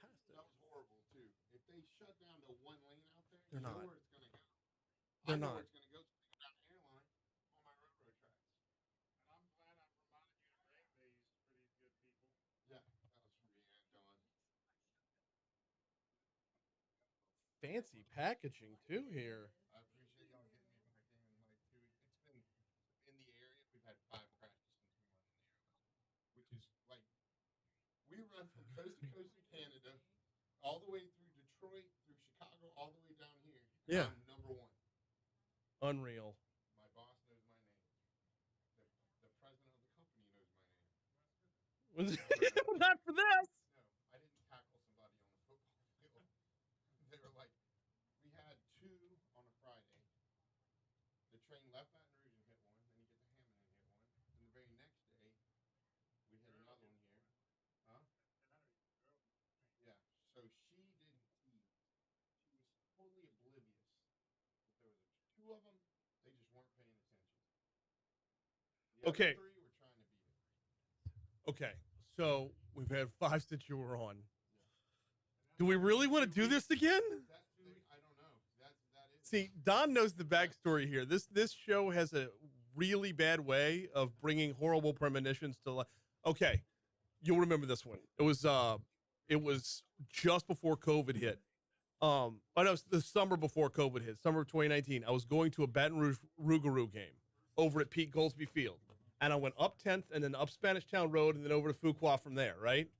Well, the next day on the air, I was talking about the game. I was like, I talked about how quick it was to get there from here, and I was like, by the way, if you ever want to dump a dead body, Spanish Town Road on the other side of I-10 is the perfect spot. The next day, The wooded area. dead body found on Spanish Town Road. Yeah. That was the Luke Simmons that was arrested for that. Really? Same one. Okay, that was his. What's her name again? Gotcha. Time to look at your forecast. Here is WBRZ meteorologist Jacelyn Wheat. I mean, it was like I said it on Like an easy name. Jacelyn Wheat. Yeah, she's not our. Normally we have Marissa Nuzzo. Those made up words. Those made up names. Yeah, right? yeah. So she probably. What's your name? That's Alondra. Do you know they're combining names now? And I'm like, like they kind of invent new names. I'm like, yeah, you still have the lens cleaner from 2 weeks ago. So Yep. you need some more lens. No, we've got a stack of them in there. Yeah, I opened up that cabinet. There were still 3 from last year.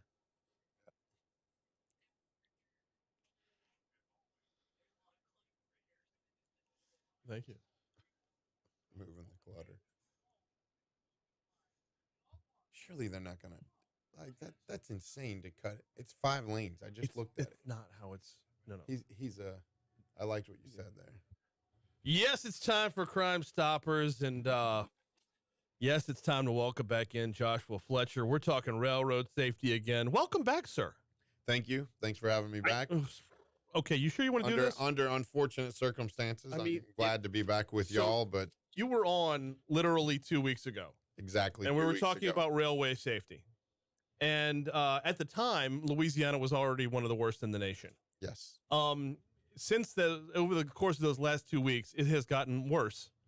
So clearly we didn't get the message across, or I don't know what happened, but walk us through from 2 weeks ago till now. Yeah, so it's 5 crossing accidents, car versus train, in the last 2 weeks here in the Baton Rouge area. Mm-hmm. So just insane. We had actually 2 crashes in one day. So and the causal factors, right? So the causal factors for 3 of those were people deliberately trying to beat the train, and 2 of them, as crazy as this would be, one was in the daytime, one was at nighttime, just weren't even looking for the train and were hit by it because they knew they were crossing railroad tracks, but they just wholly weren't even looking for it. That's the part that baffles me. There's a part of me that can understand the want to. You never do it. Right. Don't do it. But I understand you incorporate some bad math and you get your calculations off and then boom. But the idea of being so aloof that you don't even realize there's a train come, they're loud, that you know where the tracks are. They're pretty well marked. Right. And to be that much in your own world, it just baffles me. So the 3 that tried to beat the tracks, actually all 5. Did we see any serious injury as a result of these? Amazingly not. There was 1 person transported to the hospital with one of them, but the other 3 they weren't. But we're not even talking about a second that decided that. We're talking about like a quarter second, an eighth of a second, because if the train would have hit you in your door, these were all glancing blows, either the front bumper or back bumper.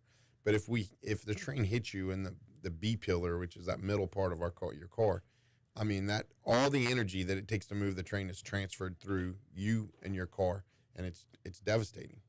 The front bumper still surprises me because I would imagine your momentum combined with the train hitting you. If you hit the front bumper, you're getting spun into the train, not away from it. Whereas the rear bumper, you might have a little bit of momentum to catch distance on the back end. Right. It's just, it really just boils down to physics there and angles. Yeah. You always wonder, why do we need to learn geometry? And unfortunately for accident investigators, it's all about the geometry. I mean, I don't think there's a whole lot of geometry teachers when the kids say, when am I going to use this in real life? Just wait till you try to beat the train. Because we don't want them beating the train at all. We don't want them. We don't want anybody doing this. So walk us through what the aftermath of this is, because we get to experience this in a very real way from not just a public safety standpoint, but a traffic standpoint as well. The accident cleanup, all of the things that go into it. This takes time and road closures. Right, and one of these did occur after a home game at LSU, and you can imagine us blocking crossings with the train after the home game. And wait, where was that one? That was at Ben-Hur. Oh wow, okay, yes, that's right in the thick of it. Yes, it was a southbound train, and so right there with 2 minutes by the 2 minutes till the end of the fourth quarter. So.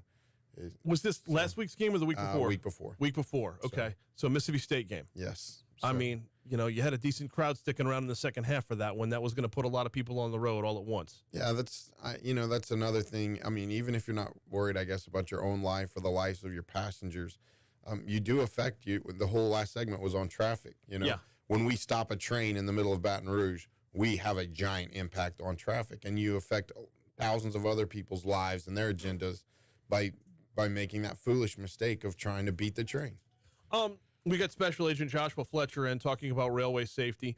We're going to back up to some of the overall numbers and how Louisiana stacks up, but the fact that this has happened so much within the last 2 weeks is kind of just startling, to say the least. Walk me through the process a little bit about what happens on scene afterwards, because that is what keeps everything closed. What kind of time frame does that look like? What kind of investigation's not the right word, but going over the scene? Yeah, it takes at least an hour. So first of all, the train goes into emergency, which is they deplete their oxygen reserve or their air reserves for their brakes. Mm-hmm. So that takes time just to generate that air all the way back up so the train can even move after the accident, because it takes time for the compressors to get the brakes back up. So, and then, you have local emergency responders responding. They're blocked by the train, so we have to get different ones. Then if there's people that are injured, that's obviously our priority, is to get them to local medical facilities as fast as possible. And then we start to clean it up, get wreckers there, move everything out of the way, and then try to move the train out of the way.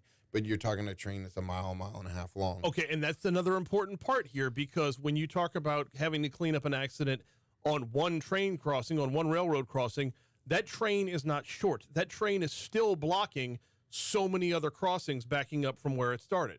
Yeah, there's 36 crossings from right there at the river going down Choctaw to Flannery. Mm-hmm. There's 36 different crossings in that 9-mile stretch.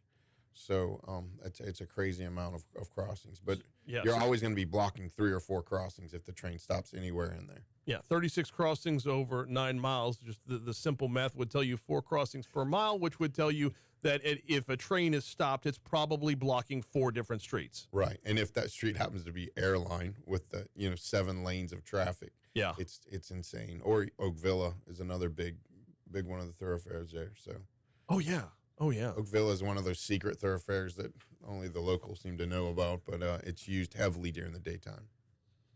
Don't give out that Oak Villa secret. No. Right. I gave it to your listeners only, No, I appreciate that. I do appreciate that. That is one of those cheat codes, to be sure.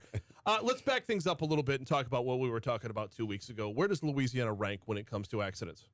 We're steadily moving up to the top here with it's very rare for any metropolitan area. We're we're a multinational police force. We go across Canada and the United States. And for us to have 5 incidents in just 2 weeks is unheard of, actually. So definitely have everyone's attention for sure. When we look at this, accident-wise, we're near the top of the list. But what about crossings-wise? Do we have more than most? No, we don't have more than most. I mean, most metropolitan cities have lots of crossings, and there's other railroads in most metropolitan cities. But it's those causal factors. We just don't see people consistently totally disregarding the safety measures that are in place to protect people from being hit by trains. Not to add insult to injury, but is there punishment for this as well? Yes, in fact, I know of at least 2 deputies right now working specifically to target people that are breaking laws at railroads. Baton Rouge City, on a very regular basis, weekly basis, we're all out there doing enforcement. That's my least favorite way of expressing to people the dangers of it, but it is the way. That's a tool that we have and that we use. So, and the reason I ask it, because if your safety isn't important enough to you, maybe your dollars are. Are there are fines for trying to? And it's a mandatory court appearance. So there's no just pay it online and keep on going about your business. You have to go to court.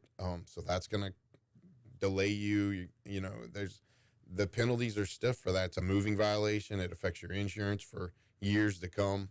So those are penalties. We hate to use that tool, but it's a tool that we use because we just want compliance. We don't want people to be hit by trains. Right. It's just that simple. We don't want people to be hit by trains. That seems pretty easy. What about the folks that actually get hit by the train? Are they still fined? Yes. If you're fined. If you're hit by the train, you're issued a citation there at the scene. If you're still there, if not, you can receive a citation a few days later if you're transported to the hospital. And then there's another aspect of this. If we're talking about dollars, there's economic impact. Those trains are carrying things. Yes, for a lot of the companies that we work for. That's why we're in business, is we move stuff for the big companies that are around here, and it has a cascading effect when we delay those trains. So, and I guess the last part of this equation is alternatives, because there all are alternative routes. Another little cheat code that not enough people take advantage of is that North Boulevard overpass. Yes, I hesitate to talk about that right now, but it's there. It's effective. I know on my drive into work, I utilize it if I'm 10 minutes late. And there are other alternatives versus the 110, trying to beat the train. The 110. Yeah. I-110 goes right across the tracks on Choctaw. So, and then even there's the apps. Waze is a great app. You can actually activate it to where it will give you a special warning that you're about to cross railroad tracks. So there's another clue there that you're going to be coming. Your path is going to see railroad tracks. Okay, I just learned something there. I did not know that. The Waze gives you the update. Does it give you where the tracks are? Or does it let you know when a train's coming? It doesn't let you know when a train's coming, but it lets you know you're about to cross tracks. And it gives you a special warning there on the Waze app. As if there weren't enough ways to know that there's a railroad track coming up. Waze can now tell you as well. And in the meanwhile, let's just hope for better results out there. There is we talked about a phone number to report problems last time. Yes, at every crossing, there's the emergency notification system, which is a blue and white sign, and it has a 1-800 number on it, and then right below it, it's going to have a 6-digit, 1 alpha character, 1 letter of the alphabet. You call the 1-800 number, and you tell them the lights aren't working, the train is stopped, anything railroad related. You see children near the tracks, anything like that, and local law enforcement will respond, or me. So the last time you were on, you brought the sign in, and someone had commented like, "That's not a big enough sign to be able to see from the road." And I'm like, "Well, it is when you're stopped. Like if you're going 50 miles an hour, you don't have a need for it. Right. But when you do come to a stop, it does get. And there's an app. There's rail crossing locator. You can put the app on your phone, and it does it immediately. He is Special Agent Joshua Fletcher talking a little railway safety this morning. Let's hope we get some better results this time around, man. Yes, Brian. Thank you so much. I appreciate you coming back. We are going to take a break. We're going to check your money now. We're going to check traffic and then come back, stepping outside of East Baton Rouge Parish in our next segment, checking in on the surrounding area with a segment we call The Outside In. That's coming up next, right here on Talk 107.3 FM, the new flavor of Talk in Baton Rouge. Thank you.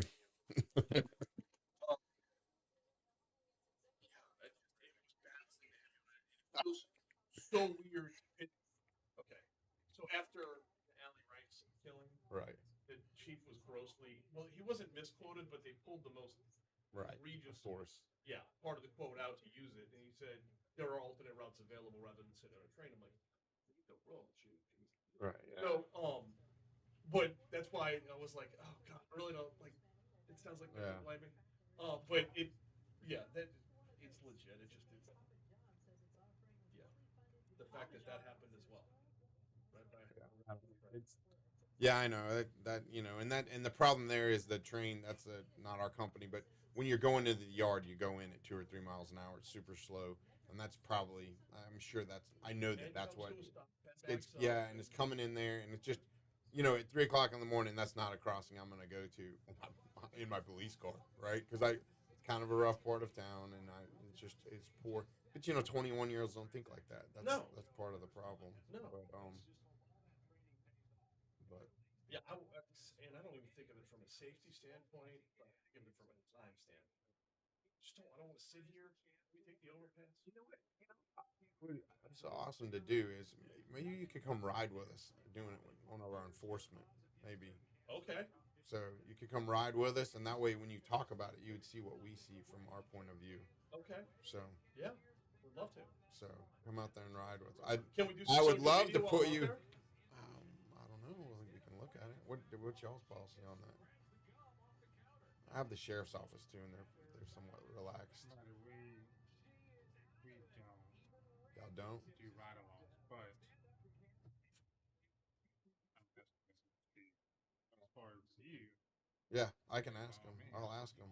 So, what I would love to do, which I've tried to in the past, is I would love to put you on the train and let you ride it through town, so that you can talk about, because if That it would change it would change your perspective of what you see. I did that once on 4th of July.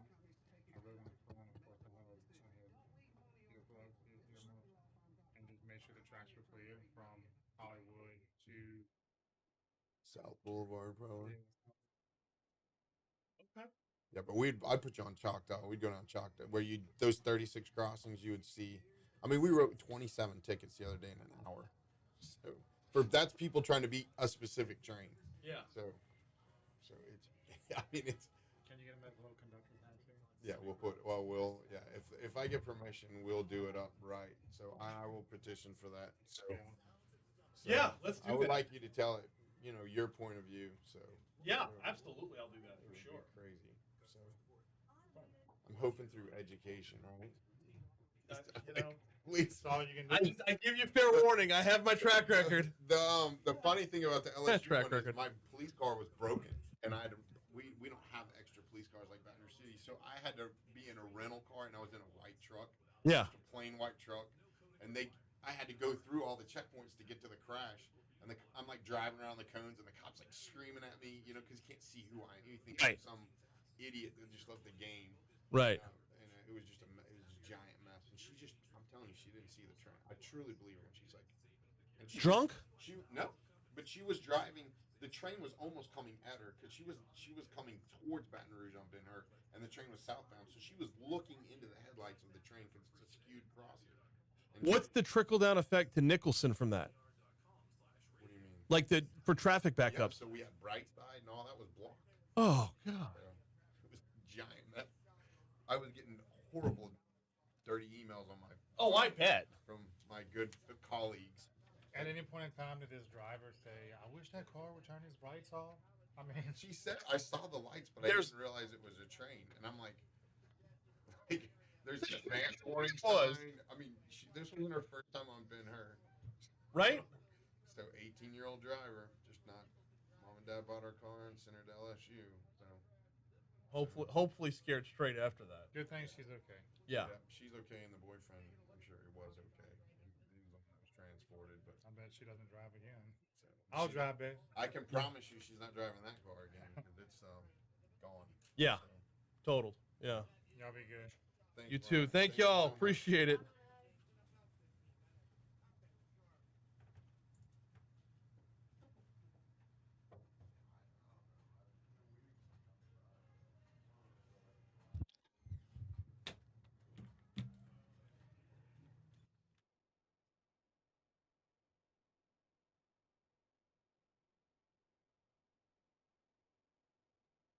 All right, now this one could just as easily be Fantastic Voyage or 1, 2, 3, 4.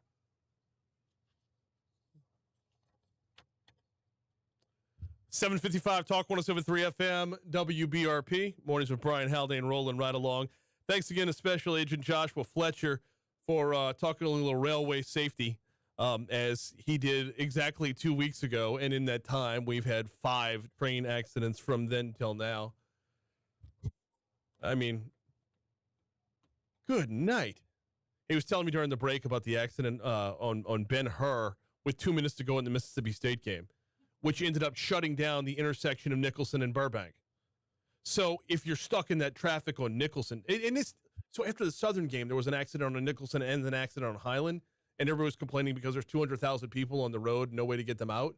But like, there's also accidents on the road, which further impede what's already going to be a maxed out situation. So yeah, I can't imagine having Nicholson at Burbank shut down because someone was not paying attention enough to know that there was a train coming. Trains are not stealthy. And these aren't bullet trains coming through where you don't have time to react. These are slow and plodding and just loud. You know it's there. All right. We're going to get you CBS News at the top of the hour. Get the latest from Florida as Hurricane Ian. Wind speeds marked at just 2 miles shy of a Cat 5. A lot of destruction in its wake. Right now, though, we step outside of East Baton Rouge Parish for the Outside In.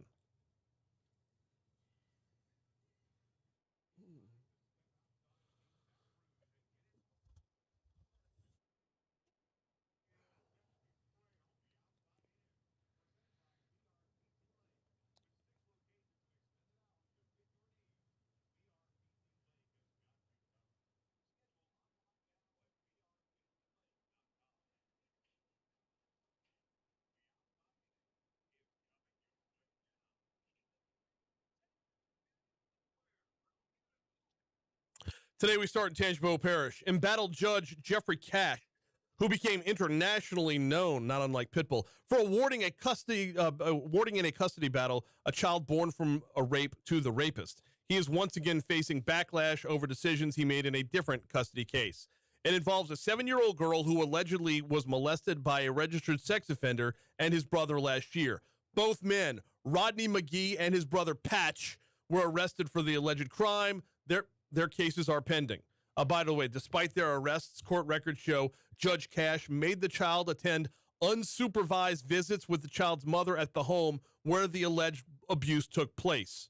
Child's medical records were provided to our news partners over at WBRZ. They've got the rest of the story there. Next stop, Livingston Parish. Yesterday, well, let's talk train safety. Yesterday marked the 40th anniversary of a train derailment that forced thousands out of their home, and the September 28th, 1982 was when this happened. Nearly 40 train cars derailed near Livingston. Black smoke filled the Livingston skies and horrifying flames took over parts of the railroad track not far from a local high school. Fire burned for nearly 2 weeks as hazardous chemicals seeped into the ground, something that forced more than 3,000 residents out of town for weeks and even months. Heading back to Tangipahoa Parish, a special gang task force said it uncovered an attempted murder suspect trying to intimidate a witness in a separate case.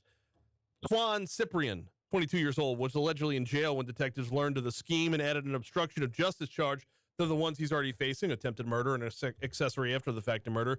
Hammond police said its gang unit found Cyprian was using the Tangipahoa Parish jail messaging system to send threatening messages to a witness in a recent murder trial. Police said Cyprian would message family and friends who would then circulate the messages on various forms of social media. He was previously arrested, police said, for helping his younger sibling evade law enforcement while on the run for a 2020 murder. That is the Outside In. We are due up for news. CBS News coming your way. Then we'll check traffic, we'll check weather, then we're coming right back for Hour 3 of Mornings with Brian Haldane next on Talk 107.3 FM.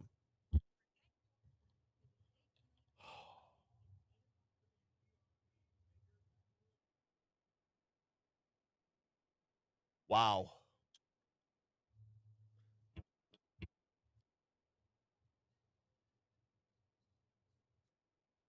I need more water.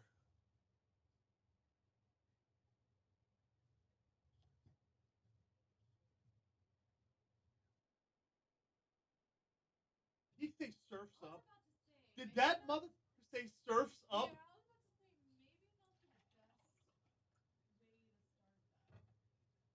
By the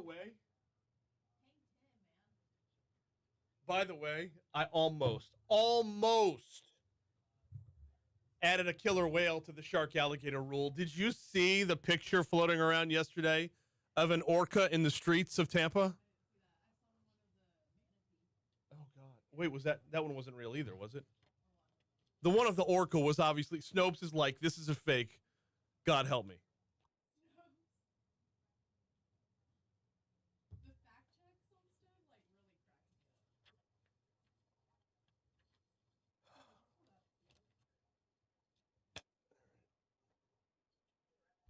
Yeah.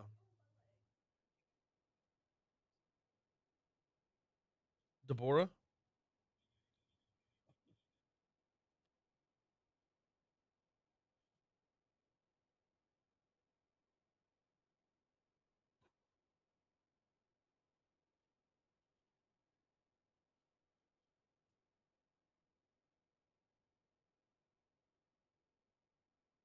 Jan Mobley?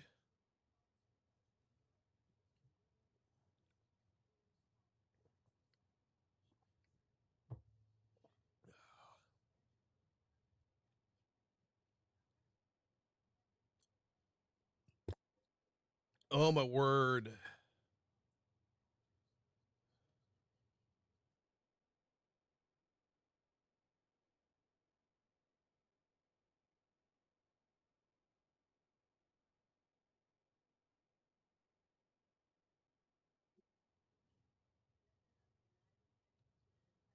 I can't hear the term demilitarized zone without thinking of Good Morning Vietnam. Maybe that's just the radio guy in me. But Robin Williams, Adrian Cronauer doing the bit about rocking you from the Delta to the DMZ. Sounds like an Elvis movie. Viva Da Nang.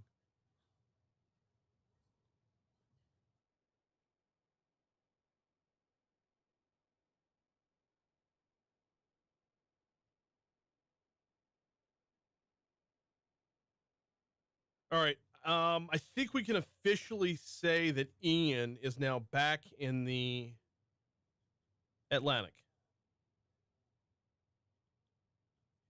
The National Hurricane Center says this thing is going to remain at tropical storm strength, but if it re-enters the Atlantic with 65-mile-an-hour winds, I don't think it's that far-fetched to say that it'll get back up to 70. Or, I'm sorry, 75. Yeah.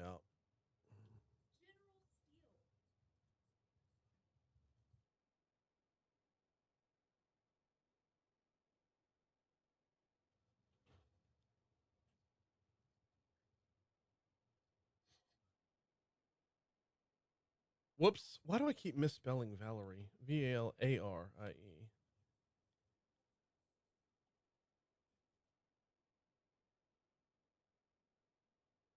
What? By who?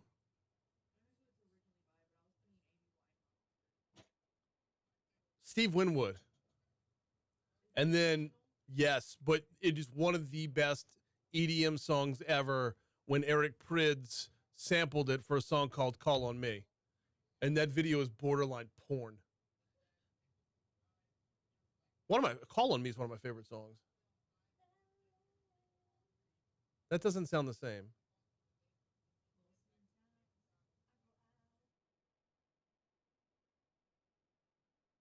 No, let's Steve Winwood, Valerie.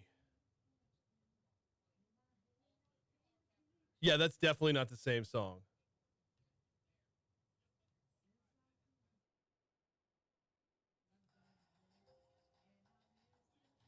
Video will play after ad.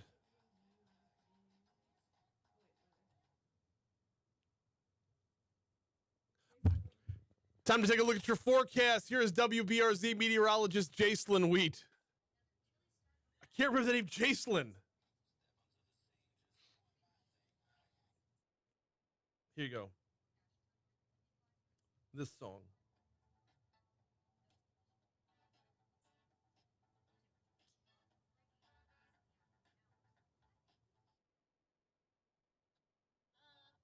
Really like Steve.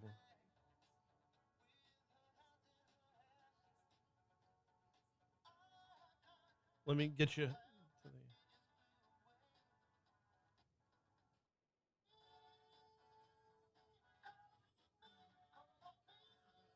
All right, when we get to the next break, I will play you the EDM song from it, and it's Amazeballs.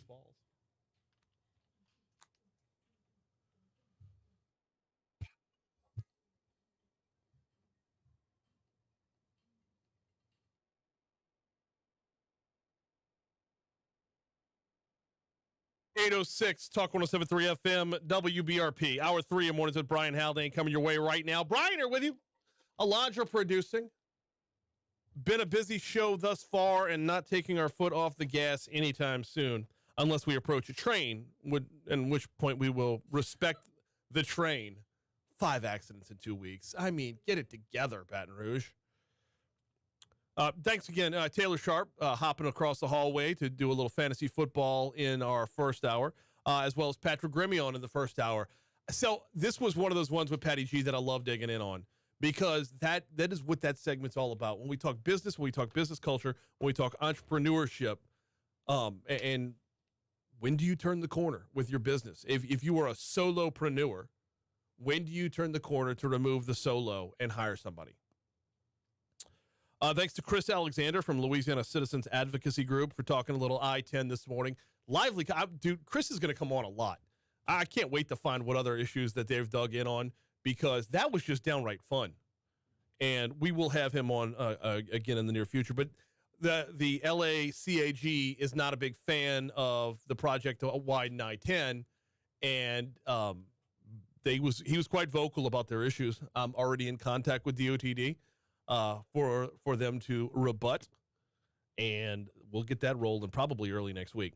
And, of course, thanks again to Joshua Fletcher for hopping on board to talk train safety last hour. This hour, State Representative Valerie Hodges is going to join us in our next segment. What can be done from Louisiana's perspective to help out in Florida? Well, legislation was passed in our last legislative session that actually expedites things.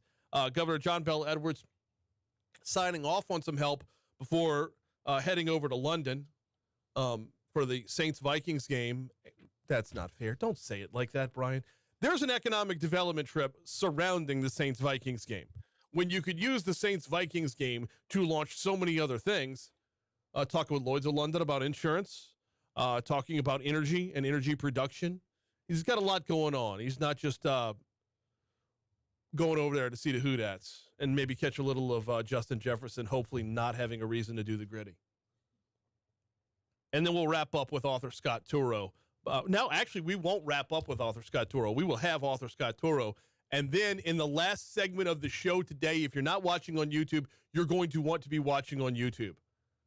Holden Hoggett is running for Congress in Louisiana's 3rd.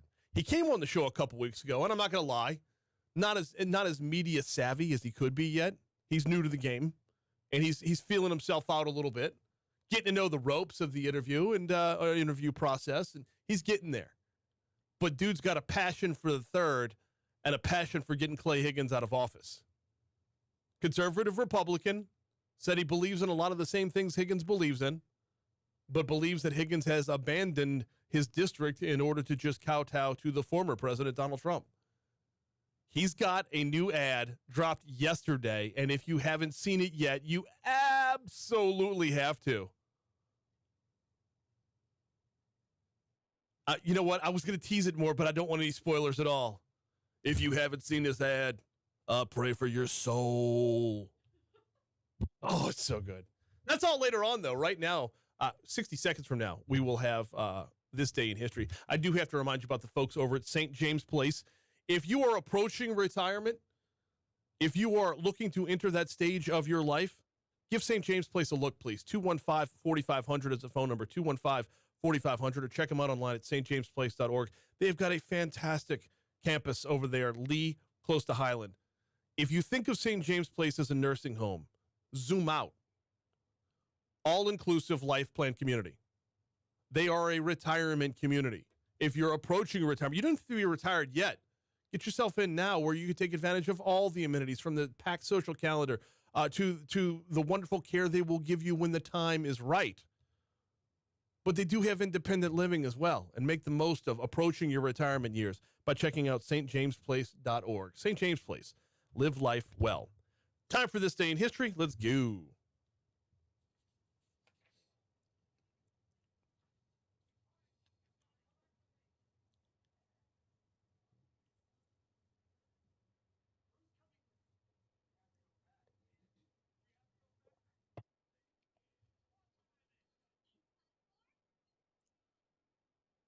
what do you got today, Alondra? Today, I've got a British spy who's by the name of John Andre.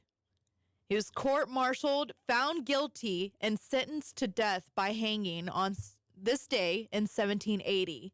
Whoa. Andre was an accomplice of Benedict Arnold.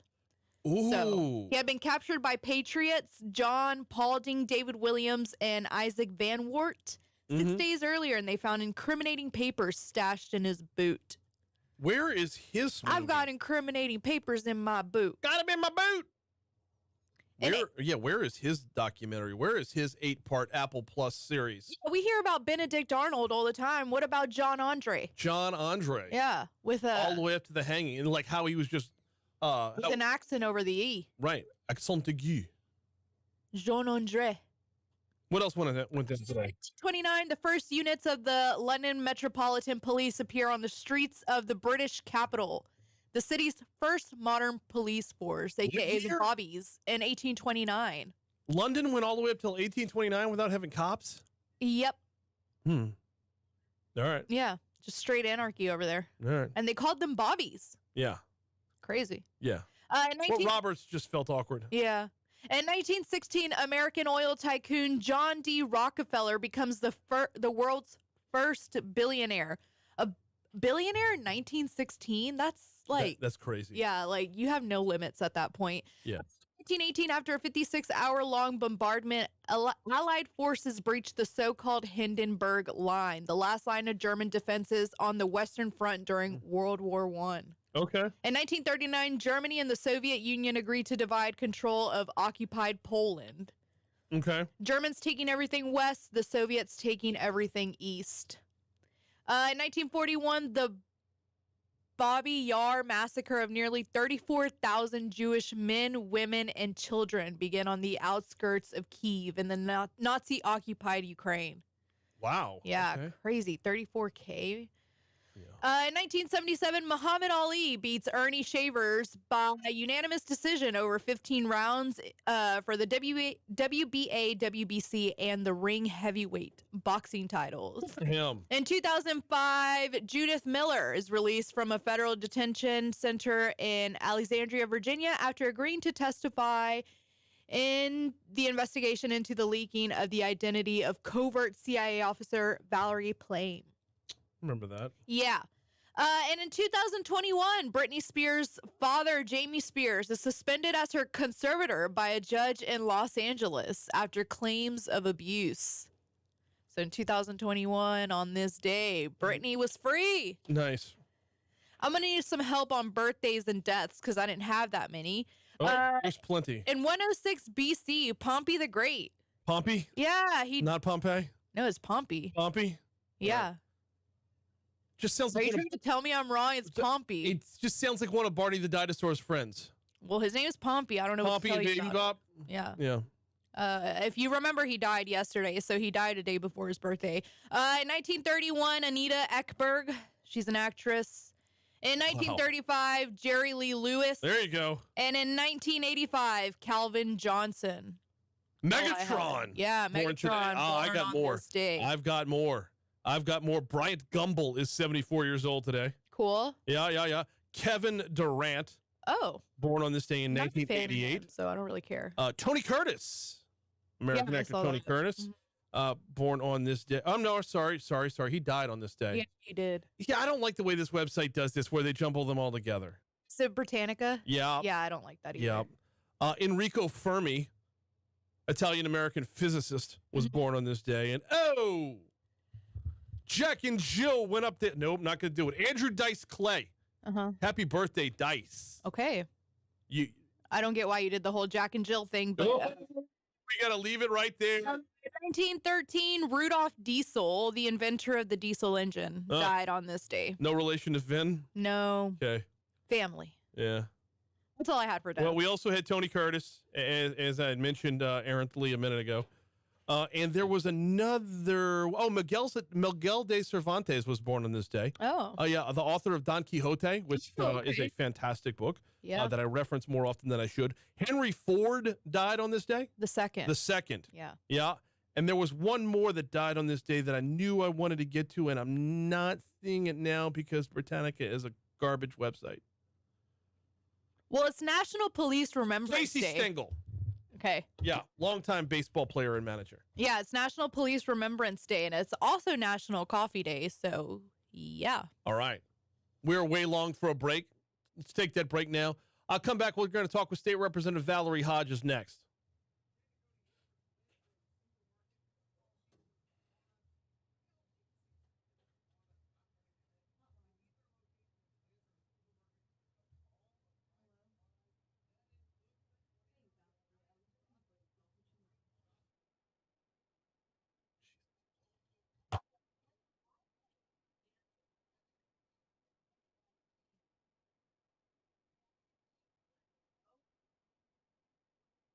What do you say?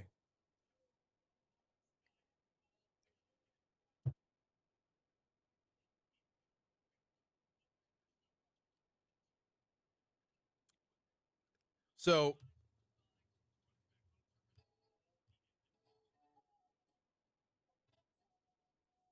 that's Steve Winwood, right? Okay. So here's Eric Prydz.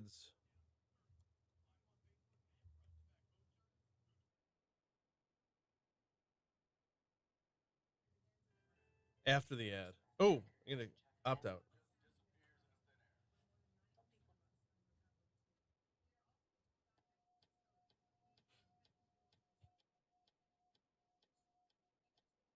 What's up, Rich? Good. How are you?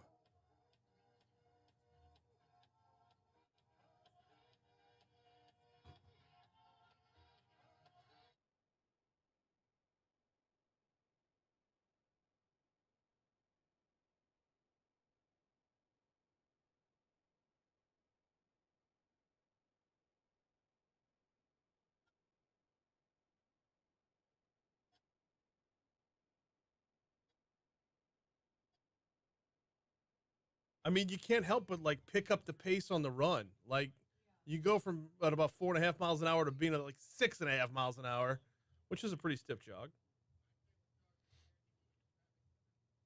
Love that song. The video, by the way, is like an 80s style aerobics class. And it is downright pornographic. I mean, everyone's clothed, but there's a lot of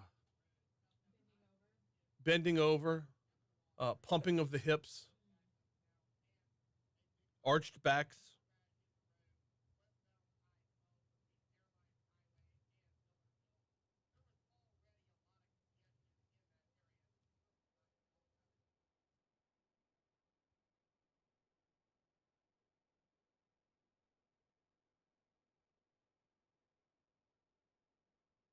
Man, on this day in 1992, Stone Temple Pilots released Core. Ugh! I forgot that one. I'm pissed.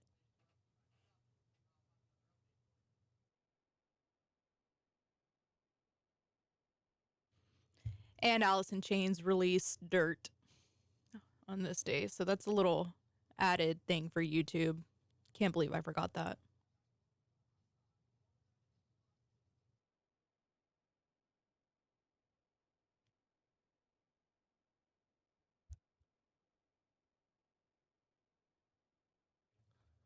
You know, a lot more Coolio's music was just about driving around than I thought. You don't realize that when you're like 17-year-old Brian, probably driving around, listening to this in my Toyota Corolla.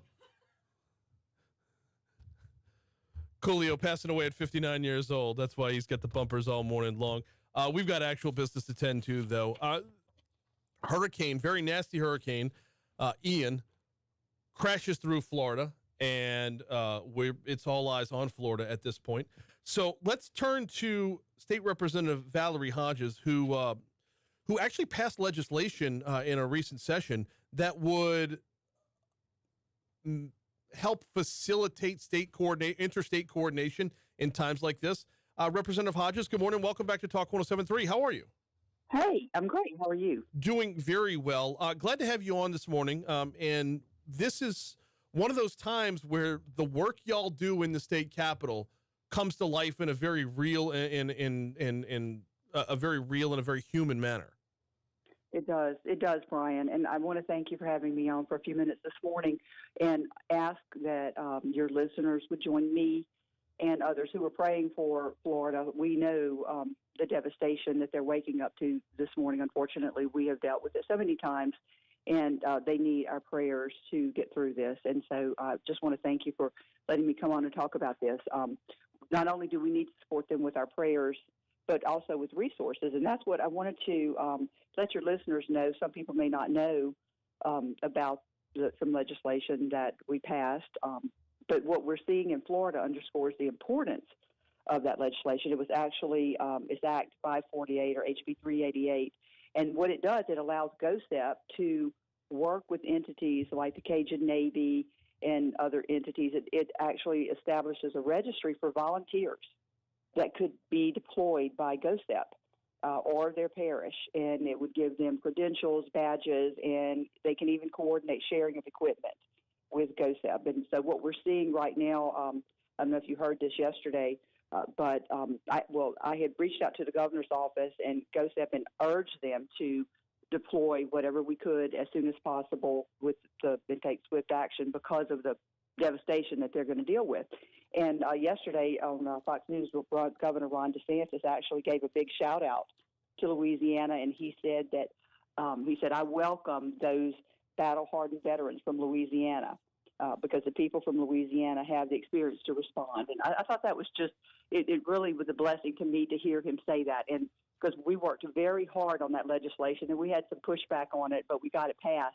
And it actually is a credit to Louisiana and to the people of Louisiana to show their heart of compassion and service. And so there's actually some branches of the Cajun Navy are already there now, and some are mobilizing, some need support.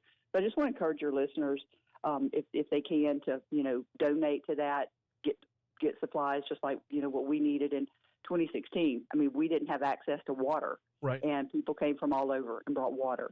And so that legislation, that's I'm very proud to have been the author of that legislation and to work with the GOSEP and other members of the legislature to get that passed. In putting that together, there were a number of different hurdles, if I'm recalling right, because it was essentially, I don't want to, deputizing isn't the right word, but it's the closest word to it. Essentially deputizing people in time of an emergency. Is that about right? Well, it doesn't really deputize them. It just gives them a credential. What they have to do to get that credential, they have to go through a background check, and to make sure they don't have a criminal history, to make sure they don't have any sex offenses or anything like that, just to credential them to say that they're going to be able to work with GOSEP and they can be authorized. They're not really deputized in disaster situations, that they can go in and do this. And one of the things it says that they may coordinate sharing of equipment. And I was reading at 3 o'clock this morning, just said they're thinking about what we can do, to help the people in Florida. I don't know if you saw this, but they said just one county, as the sheriff was saying, he believes the death toll will be in the hundreds. And different branches of the Cajun Navy are saying we need boats. We have got to get more boats over there and to help rescue people. So it's not really deputizing people. It's just supplying them with some resources that they need and doing background checks where people feel comfortable. Yeah. Oh, no, absolutely. And the toughest part I shouldn't say the toughest part about this, but one of the tough hurdles to overcome throughout this has been the greatness of the Cajun Navy was the grassroots, organic way in which it came to be. This was something that was born out of necessity and created by our neighbors. Not running this through a mountain of bureaucracy is what's going to keep it thriving. What was that path like, walking to make sure you have that balance of, yeah, we know who's going to be there. Yeah, we know that we're not putting sex offenders in boats to pull kids out of houses, but at the same time, though, not wanting to overrun it with red tape. Right. Well, and so, I believe Governor DeSantis is working on an EMAC, which is the Emergency Management Assistance Compact. And what that does, it allows states to join forces to be able to help one another. And GOSEP is they've mobilized 155 National Guardsmen. Transportation resources are being mobilized, and I think I read 2 Black Hawk helicopters are being sent over there today. Yep. And so, we've got a really good Casey Tingle does a great job with GOSEP here in Louisiana, and they're of course, emergency preparedness. We have so many emergencies in Louisiana, but it's a blessing to see interstate cooperation like this. And so that's what they're doing on that level, on the government level. And then we see private citizens who are doing what they do on a private level. And so, the government doesn't have enough resources to go in and do all this. And that's why the Cajun Navy, when we flooded in my house in 2016, we had sat here for 4 or 5 hours with 4 feet of water in my house. And I wasn't sure if the Amite River was going to wash my house off its foundation. And they literally, somebody from the Cajun Navy opened my front doors and pulled their boat inside my house and got us. And because, pretty much all the government resources were in other places. And so I'm just very thankful for those citizen volunteers who are willing to risk their lives. And that's what the Cajun Navy does. And so I'm just blessed by that. And it was a blessing to see that Governor DeSantis recognized that yesterday as well, that the Cajun Navy was on their way. So that's a big shout out for Louisiana. Okay, I don't know why I'm stuck on this, but either you've got a big door or he had a skinny boat, one of the two. I've got 2 big doors in my house. Okay. We're talking with Valerie Hodges about what we can expect in Florida in the coming days with the deployment of the Cajun Navy, with the over 200 National Guard personnel that the governor approved before Wheels Up headed over to London. There's going to be a lot of Louisiana movement in Florida, but this is not all going to be immediate movement. Some of this is going to take some time. It is going to take time, and that's why the Cajun Navy is so important. I'm not stuck on that, but just saying that a lot of them are already there. Some of them are on their way today. Some of them still need lots of resources and water. So I just want to urge your listeners to go on some of the websites and see whichever one you might want to donate to and help, or go with them and help. And so that's what I think. That's why it's important that we have these citizens volunteers that can actually save lives and get immediate help to people to do whatever we can to help our neighbors in Florida. Absolutely, State Representative. Hey, before I get you out of here, we got Valerie Hodges for another minute or so. This is still, I'd be remiss if I didn't mention, and I know it's definitely not the lead and definitely not the most important thing on people's minds right now, but it is still our election season as well. And you've got some stuff coming up for your own fun re-election. You got a clay shoot about a month from today, huh? I do. And so I hope your listeners will go to they can go to my website, ValerieHodges.com, or they can go on my Facebook page and look at State Representative Valerie Hodges. And I'm having a clay shoot fundraiser. And I think this is going to be a great time of food, fun, great door prizes. We're providing the food and the drinks.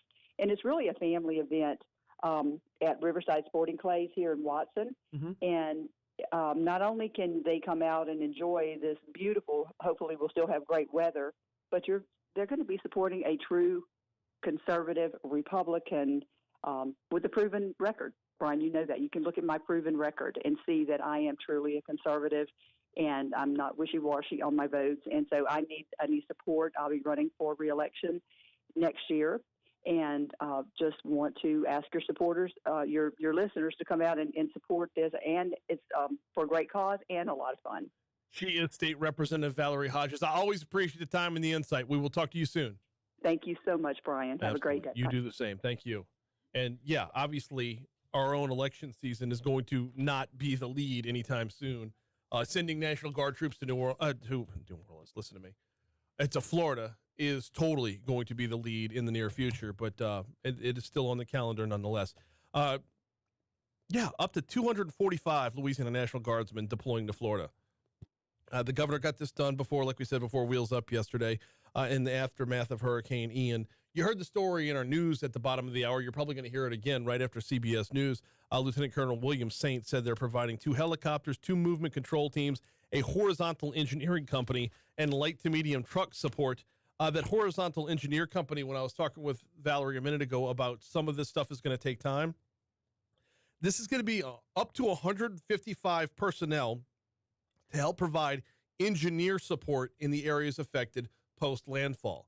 So these are the ones going to be working the logistics to put things back together. I know when we think in the immediate aftermath of a storm, the search and rescue comes first, right? This is what comes next. And this is the level of help that we can continue to provide because so many people have helped us in recent years. Returning the favor with the knowledge that we've built over these years it warms the heart to see it to be sure that in a time of crisis that we can help our neighbors the way that they have helped us. All right, quick break. Talk with author Scott Turow next. If Holden Hoggett doesn't have a fundraiser clay shoot, he's just totally missing the boat.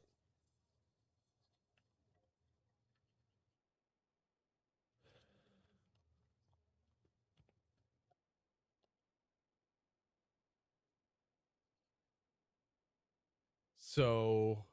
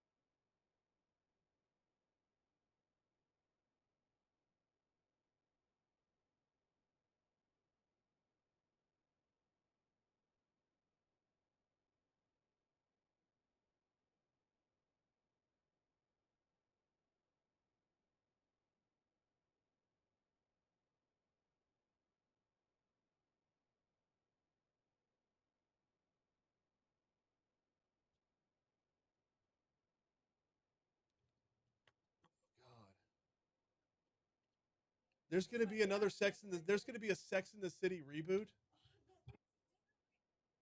They already did a reboot and it was so bad. Yeah, it was horrible. The whole story should be aged out. Like that's a phase of your life that you grow out of, right? Nobody wants to watch Taking Dick at 60.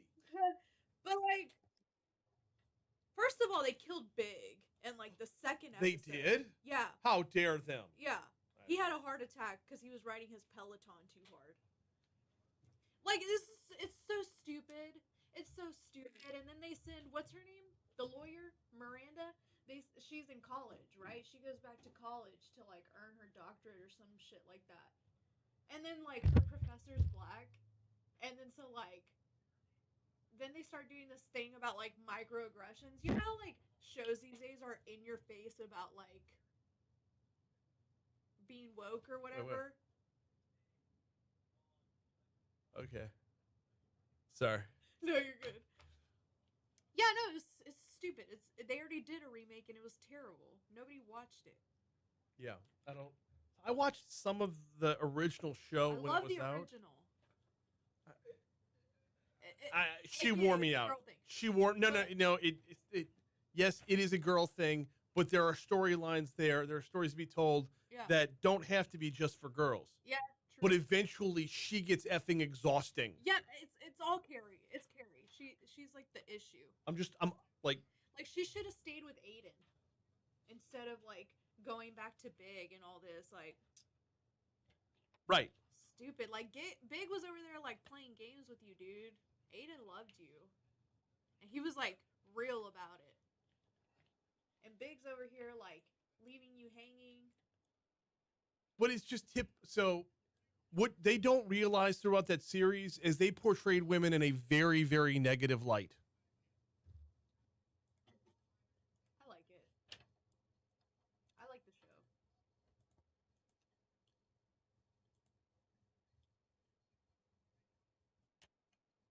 The most relatable character on that show was the one that everybody's supposed to pity because she actually. Oh, Charlotte. Yeah. Carrie's character reminds me of that old joke about the husband department store. Mm-hmm. Woman goes to a department store to buy a husband, and she asked the person working at the store, "Where can I get a husband?" He says, "Well, let's get on the elevator." The elevator goes to the second floor. Says, "On this floor, we have a number of men who hold down regular jobs and make a good living." She says, "What's on the next floor?" They go to the next floor. We have a number of men who hold down good jobs, make a really good living, and will cater to your emotional needs. Yeah. They go to the next floor. We have men who hold down jobs, make a good living, cater to your every need, and are remarkably attractive. Then they go to the next floor, and it's men who hold down regular jobs, cater to your every need. They're remarkably attractive, and they take great care of the kids to give you a lot of free time. So they go to the next floor, and that's the fifth floor. There's 6 floors in the building. They go to the 5th floor, and it's all those things, and then you add to it a charitable nurturer who does a lot of philanthropic work out in the world, and by the way, plays a couple musical instruments too. And the woman says, well, what's on the next floor? So they go up to the next floor, and they say, there's nothing on this floor. It only exists to prove that women are never satisfied. It's a shortened version of an otherwise hilarious joke, but that's the joke. Yeah. And that is Carrie Bradshaw in a nutshell. Not only do you have to be the perfect man, but you have to shit on her a little bit.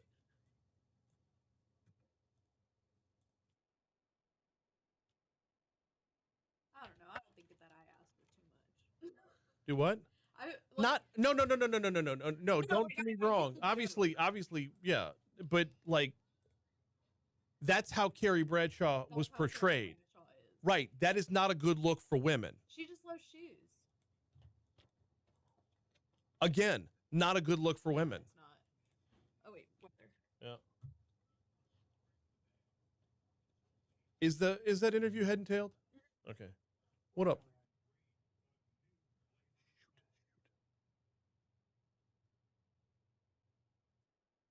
We're still under 60 degrees. Unreal. We got a high of 78 today. Overnight low tonight gets down to 52, 0% chance of rain. Tomorrow we top out at 82 with an overnight low Friday night and a Saturday morning of 52. Saturday we get up to 84. Sunday we get up to 87. Now it looks like we're going to be in the mid to upper 80s all week long next week. Right now in downtown Baton Rouge, we are looking at just 54% humidity and 59 degrees.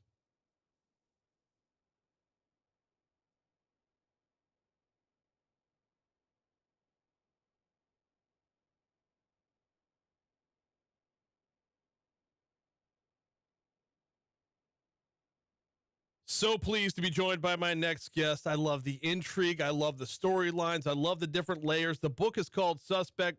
The author is Scott Turow. Scott, welcome to Talk 107.3. How are you, man? I'm fine, Brian. Thank you for having me on. No, glad to have you. This feels like it's fascinating. I can't wait to dig in and actually read this book. Tell me what got you on the path to writing Suspect. Well, the main character, Pinky Granum, is a kind of oddball investigator, and she appeared in my last novel called The Last Trial, about a recurring character of mine, Sandy Stern, who was 85 years old and trying his last case, and Pinky, the granddaughter, was sort of an extra pair of hands, but proved pretty adept as an investigator, and so because she was so popular with readers, I decided, well, let's give her a story of her own. So that was the beginning of Suspect. And tell me a little bit about this story, because between the drugs, the sex, and everything else that goes on, this is a lot more than just your regular legal thriller. Yeah. In the first chapter, Pinky works for a lawyer named Rick Dudek, and Rick has been contacted by an old friend who's the chief of police in the town where they're sitting, a kind of working class city called Highland Isle. And the chief has been accused of trading promotions on the police force for sexual favors, so-called sextortion. And the kicker is that the police chief is female. The accusers are all men. And so we've got Me Too kind of standing on its head. Actually, Me Too was where I was going next. I was going to ask you whether or not that played into how you laid this book out, and was it intentional that way? Well, I don't even remember how I got that idea. You'd have to be rather obtuse not to see that you're dealing with the same issues. And what was interesting to me is that when you introduce the element of gender, things begin to look different. The law is kind of iron-headed, and if it's wrong for a guy, it's wrong for a woman. But as Pinky says to Rick just from the beginning, she says, I don't understand. How could she force three men to have sex? They're all at least a head taller than she is, and each one of them is carrying a service weapon. And that's just a little taste of kind of how things pivot in this novel. We're talking with Scott Turow, the author of Suspect, which is the latest in a number of legal thrillers that you've got. Scott, what got you, as a lawyer, what got you on the path to want to write fiction? Well, actually, Brian, it was the reverse. I started out to be a novelist. I was a writing fellow and then eventually a teacher at Stanford. And I just didn't want to be an English professor. And I started looking around for other things to do and discovered that, much to my amazement, I was pretty interested in the law and specifically what my lawyer friends were then doing. And so I made what seemed like an incredible jump to go to law school, because the big problem was I going to have any time to write? But going to law school proved to be the great break of my literary career, because I got a contract to write a book about law school, and then, much more important, I had a subject that consumed me personally and as a writer when I started practicing criminal law. And it is catapulted from there, as a previous book of yours, Presumed Innocent, is now going to be turned into a series on Apple, right? With David E. Kelley and J.J. Abrams. How did that come about?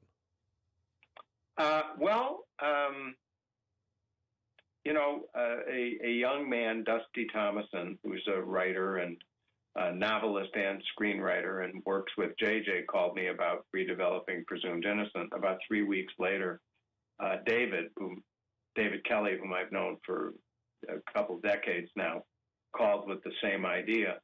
And I called my agent. I said, "What am I going to do?" He says, "Oh, this is great. Let me handle it." So they combined forces. In the process, Presumed Innocent's going to start filming in L.A. In January. And as I said, given the contact I had with David, he decided to option Suspect as well. So I have two projects in development now, although, as I say, Presumed Innocent's about to start filming. Now, Presumed Innocent isn't like recent. I mean, you didn't pen this in recent years. It's been out for a minute. Right. I mean, no, it's been out since 1987. One of the great things that David has done in the script is he's dressed it up and made it more contemporary.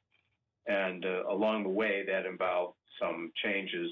As I told him when I read the first script, the pilot script, I said, this one shocks even me. I never saw the ending of the pilot coming. So I know, David's got a remarkable track record. I know this is going to be great. There's some A-list talent involved that I'm not yet at liberty to talk about. And but I think it's going to rock. So, and Apple TV Plus, by the way, has been a very good home for writers and these kinds of projects. Ted Lasso and a friend of mine, Bill Landay, had Defending Jacob, his novel, turned into a series there. And Presumed Innocent is up next with Suspect on its heels after that. The novel is called Suspect. He is Scott Turow, the author. Scott, I appreciate a couple minutes this morning, man. Thank you so much. Brian, thank you for giving me a couple minutes. Great to be with you. Likewise. Bye-bye. Thank you.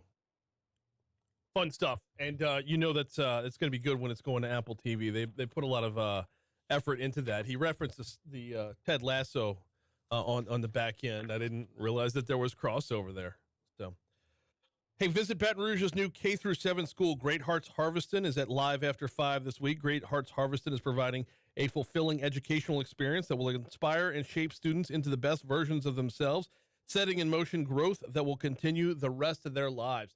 The Live After 5 series is in full swing right now. I'm actually a little bit jealous that Hunt Palmer and Jeremy Hill are going to be handling MC duties this week. I believe the Michael Foster Project is the band. So between having the Michael Foster Project and the weather they're going to have out there tomorrow afternoon, kind of ridiculous. If you haven't made your way out to Live After 5 yet for this season, you totally need to. I'm going to be out there in a couple weeks. not next week, not next Friday, but the one after, if I'm not mistaken.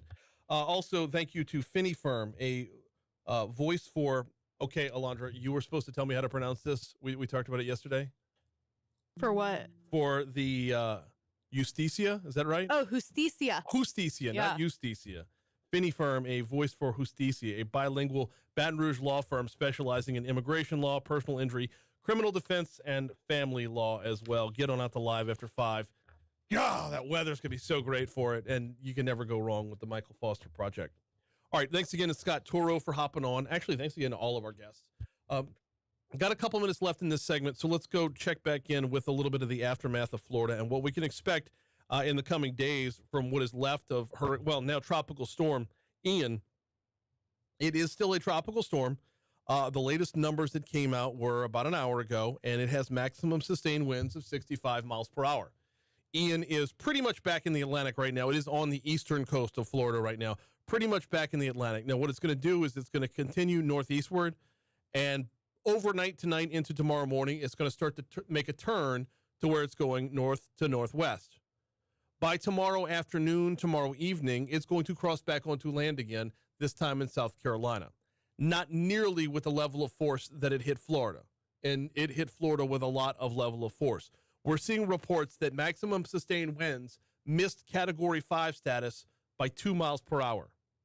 Now, we have enough experience here in Louisiana to know that after the fact, when they go back and reevaluate certain things, they could very easily reclassify that as a Cat 5 anytime over the course of the next year or even longer than that. So I would not be surprised if that's the way it actually plays out. Now, the next question has become, if this thing's back out over water, is it going to re-strengthen? Well, according to the National Hurricane Center, it is not going to re-attain hurricane status. It will remain a tropical storm over the Atlantic until it makes landfall again, a second landfall, this time in South Carolina, where it will slowly dissipate and should be down to tropical depression status by about 2 p.m. Saturday. So that's where Ian is right now. As far as what Ian has done, seeing those pictures and images coming in overnight and through the morning, I got to tell you, the way we follow storms, the way we follow hurricanes, over the last 2 years, we haven't really had a chance to step back and look at it as there's no way of saying this without sounding mean, but not being physically and emotionally invested in it, to be able to just see what's happening in real time without having it in our own backyard. And it was a different experience last night. Social media, obviously full of it, full of the images, full of the videos, full of the destruction, full of the wind, full of the rain, full of the storm surge, which was beyond scary. I mean, water just pushing up onto the streets. Looking a lot like New York City in Day After Tomorrow, if you remember that horrible film. But it's been a different experience, and our hearts, minds, prayers all headed are dedicated towards Florida right now, and certainly in the coming days, our resources as well. Hey, we got to get you to your money now in just a second. I want to remind you about the folks over at Mathern's Market. No, we are not looking at a home game weekend. Yes, we are still looking at a football weekend. Yes, Mathern's is still your headquarters. If you want to stock up for the game, swing on by. Whatever it is you're getting to prepare for the game, whether that be the craft beer, whether that be the rest of your groceries, whether that be you hosting some folks at your home to watch LSU versus Auburn on Saturday evening, Mathern's has got you covered. 2 locations, downtown on 3rd Street, and, of course, the Nicholson Gateway Shopping Center right across the street from Tiger Stadium. Yes, they're on campus. No, they're not just for students. They're here for you on game day and every day. It's Mathern's.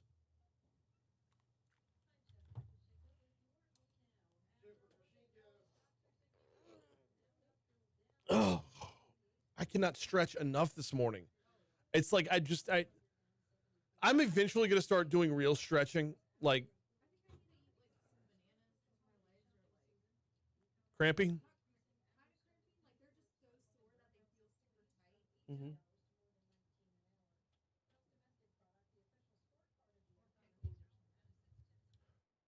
Oh, wow. Troy is familiar with Scott Turow. He says his novel 1L made my experience after the first year of law school feel not as wackadoo. Much appreciated, Scott. Awesome. I love stepping away to do those interviews. I know it gets us away from the news cycle, and I also know that this show is way too news cycle driven. We have a good one coming up. A good. We did yesterday. No, the day before yesterday. Oh, Jet. Jet Lita. Yeah, no, not Lita. Tila. Jet Tila from the Food Network. Lita. It's all good. Yeah, Jet Tila tomorrow. I gotta pencil that in for tomorrow. Also, Rocco. So I guess I gotta move Jet to 7:35 tomorrow. Although I might push him back the next week if tomorrow fills up the way I think it's going to. Should we get Rocco in at 8:15? I can do that. Okay. I mean, like, it's just so much. I just can't. So here's the thing. It shuts down the rest of the show. And we talk to an audience of like 50. Like it, like the it just, I don't, but it's so good. I just don't know if it's translatable to everyone else. That's fair.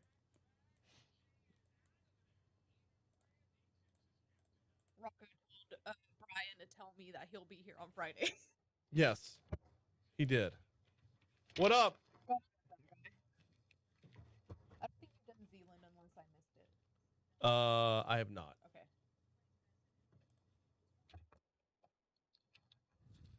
I write them down and cross them out as I go. I have the videos ready to go. Whoa. Also.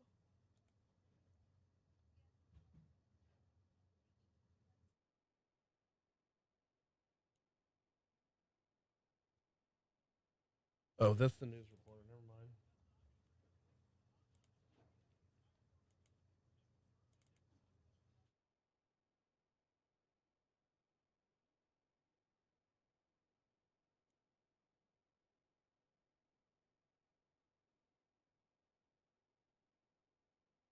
Shitballs. Yell at me, man. So another one of those interviews that we're stepping away from the current news cycle for is a guy who was high up with Scientology. Yeah, that's now booked. Hang on. Hang on, I can tell you exactly when that is.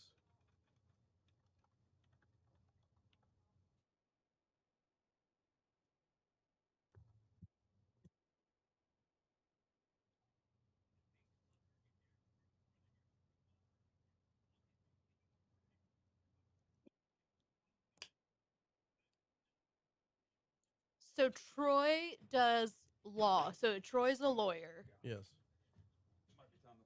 Sometimes I sit here and try to figure out what all of y'all's jobs are. I've got, is it? What does that output say right there? These nuts. 0.5A, that one? Next Wednesday at 9:30. Volts at 0.5A? Yeah. Next Wednesday at 9:30. So we're going to get in the way of the podcast again. Next Wednesday? Yeah. Do it on Mondays. He was in here yesterday trying to do a podcast. Okay. But he usually does it on Mondays. Okay.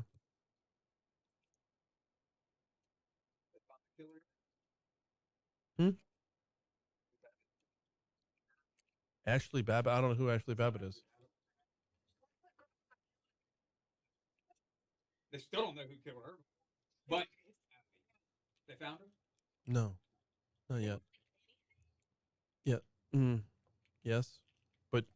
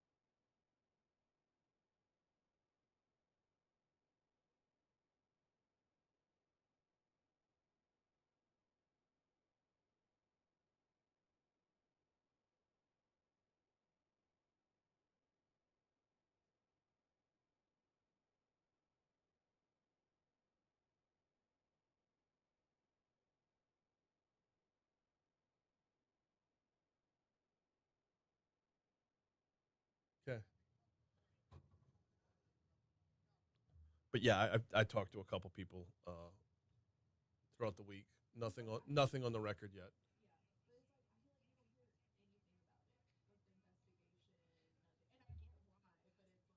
Well, why? Yeah, why would you talk? If you're the police, why would you tell the criminals where you are and catching them? Yeah. 856 Talk 107.3 FM WBRP mornings with Brian Haldane rolling right along. I know we don't live in the 3rd congressional district, but I got to tell you, this next month and a half is going to be a hoot and holler. Well, not even a month and a half, month and a week is going to be all kinds of fun. Holden Hoggett threw his hat in the ring not too long ago to take on Clay Higgins. Clay Higgins is the representative from the 3rd congressional district. Now, if you're not familiar with Clay Higgins' work overall or how he came to be a U.S. representative, prior to being a U.S. representative, he was the Crimestoppers guy for St. Landry Parish and put out these over-the-top videos like this one that Alondra's got here. By the way, if you're not watching us on YouTube, you need to be. But here you go. Market restaurant on Highway 71 was broken into and burglarized. The thief smashed the front glass with a large rock, kicked in the office door, and made off with hundreds of dollars in cash. Watch as a man commits his crime. Look at him close. The hooded jacket he's wearing is camouflage. He appears to be light-skinned or white, and he looks to be around 6 foot tall and thin. Watch how he walks, with sort of a lanky gait. Stelly's has been a local favorite for decades. The family works hard and is known to be generous. Always with a kind word for friend or stranger, the Stelly family represents Southern hospitality at its best. If you're the... All right, we're going to pause it there because we've got Holden Hoggett's new commercial. Going all out to shoot his shot in the 3rd congressional district. This dropped yesterday from the Hoggett campaign. I'm Holden Hoggett, and I approve this message. In 2016, Brad was elected to Congress. The perpetrator, Clay Higgins, remains at large and is wanted for putting a gun to his wife's head, threatening her if she divorced him, and refusing to pay child support for 17 years. He was last seen impersonating a congressman while voting against fixing the roads you drive on and abandoning hurricane victims. If you have a vote that could lead to his defeat, use it and elect Holden Hoggett to Congress. Your vote will remain anonymous, and Louisiana will be rewarded. For Congressional Crimestoppers, I'm Captain T. Morse. This has all the fixins, all the makins. If we can use this as a launching point, it's fun because we get to be on the outside looking in, just eating popcorn. If this can go from here to wherever it goes next, I'm here for it. This is the Louisiana politics I miss and love. This is the dragging up police records. This is the, not slander but this is the kind of bare-knuckled fight that we've been craving for far too long. Don't give me gentlemen. Don't give me scholars. Don't give me statesmen.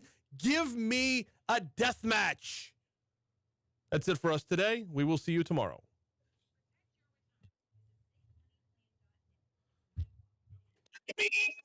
How cool was that?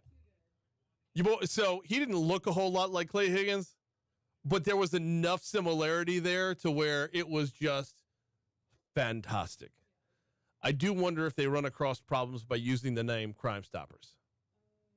Yeah. Anyway, Holden Hoggett shooting his shot. How about it? Let's go.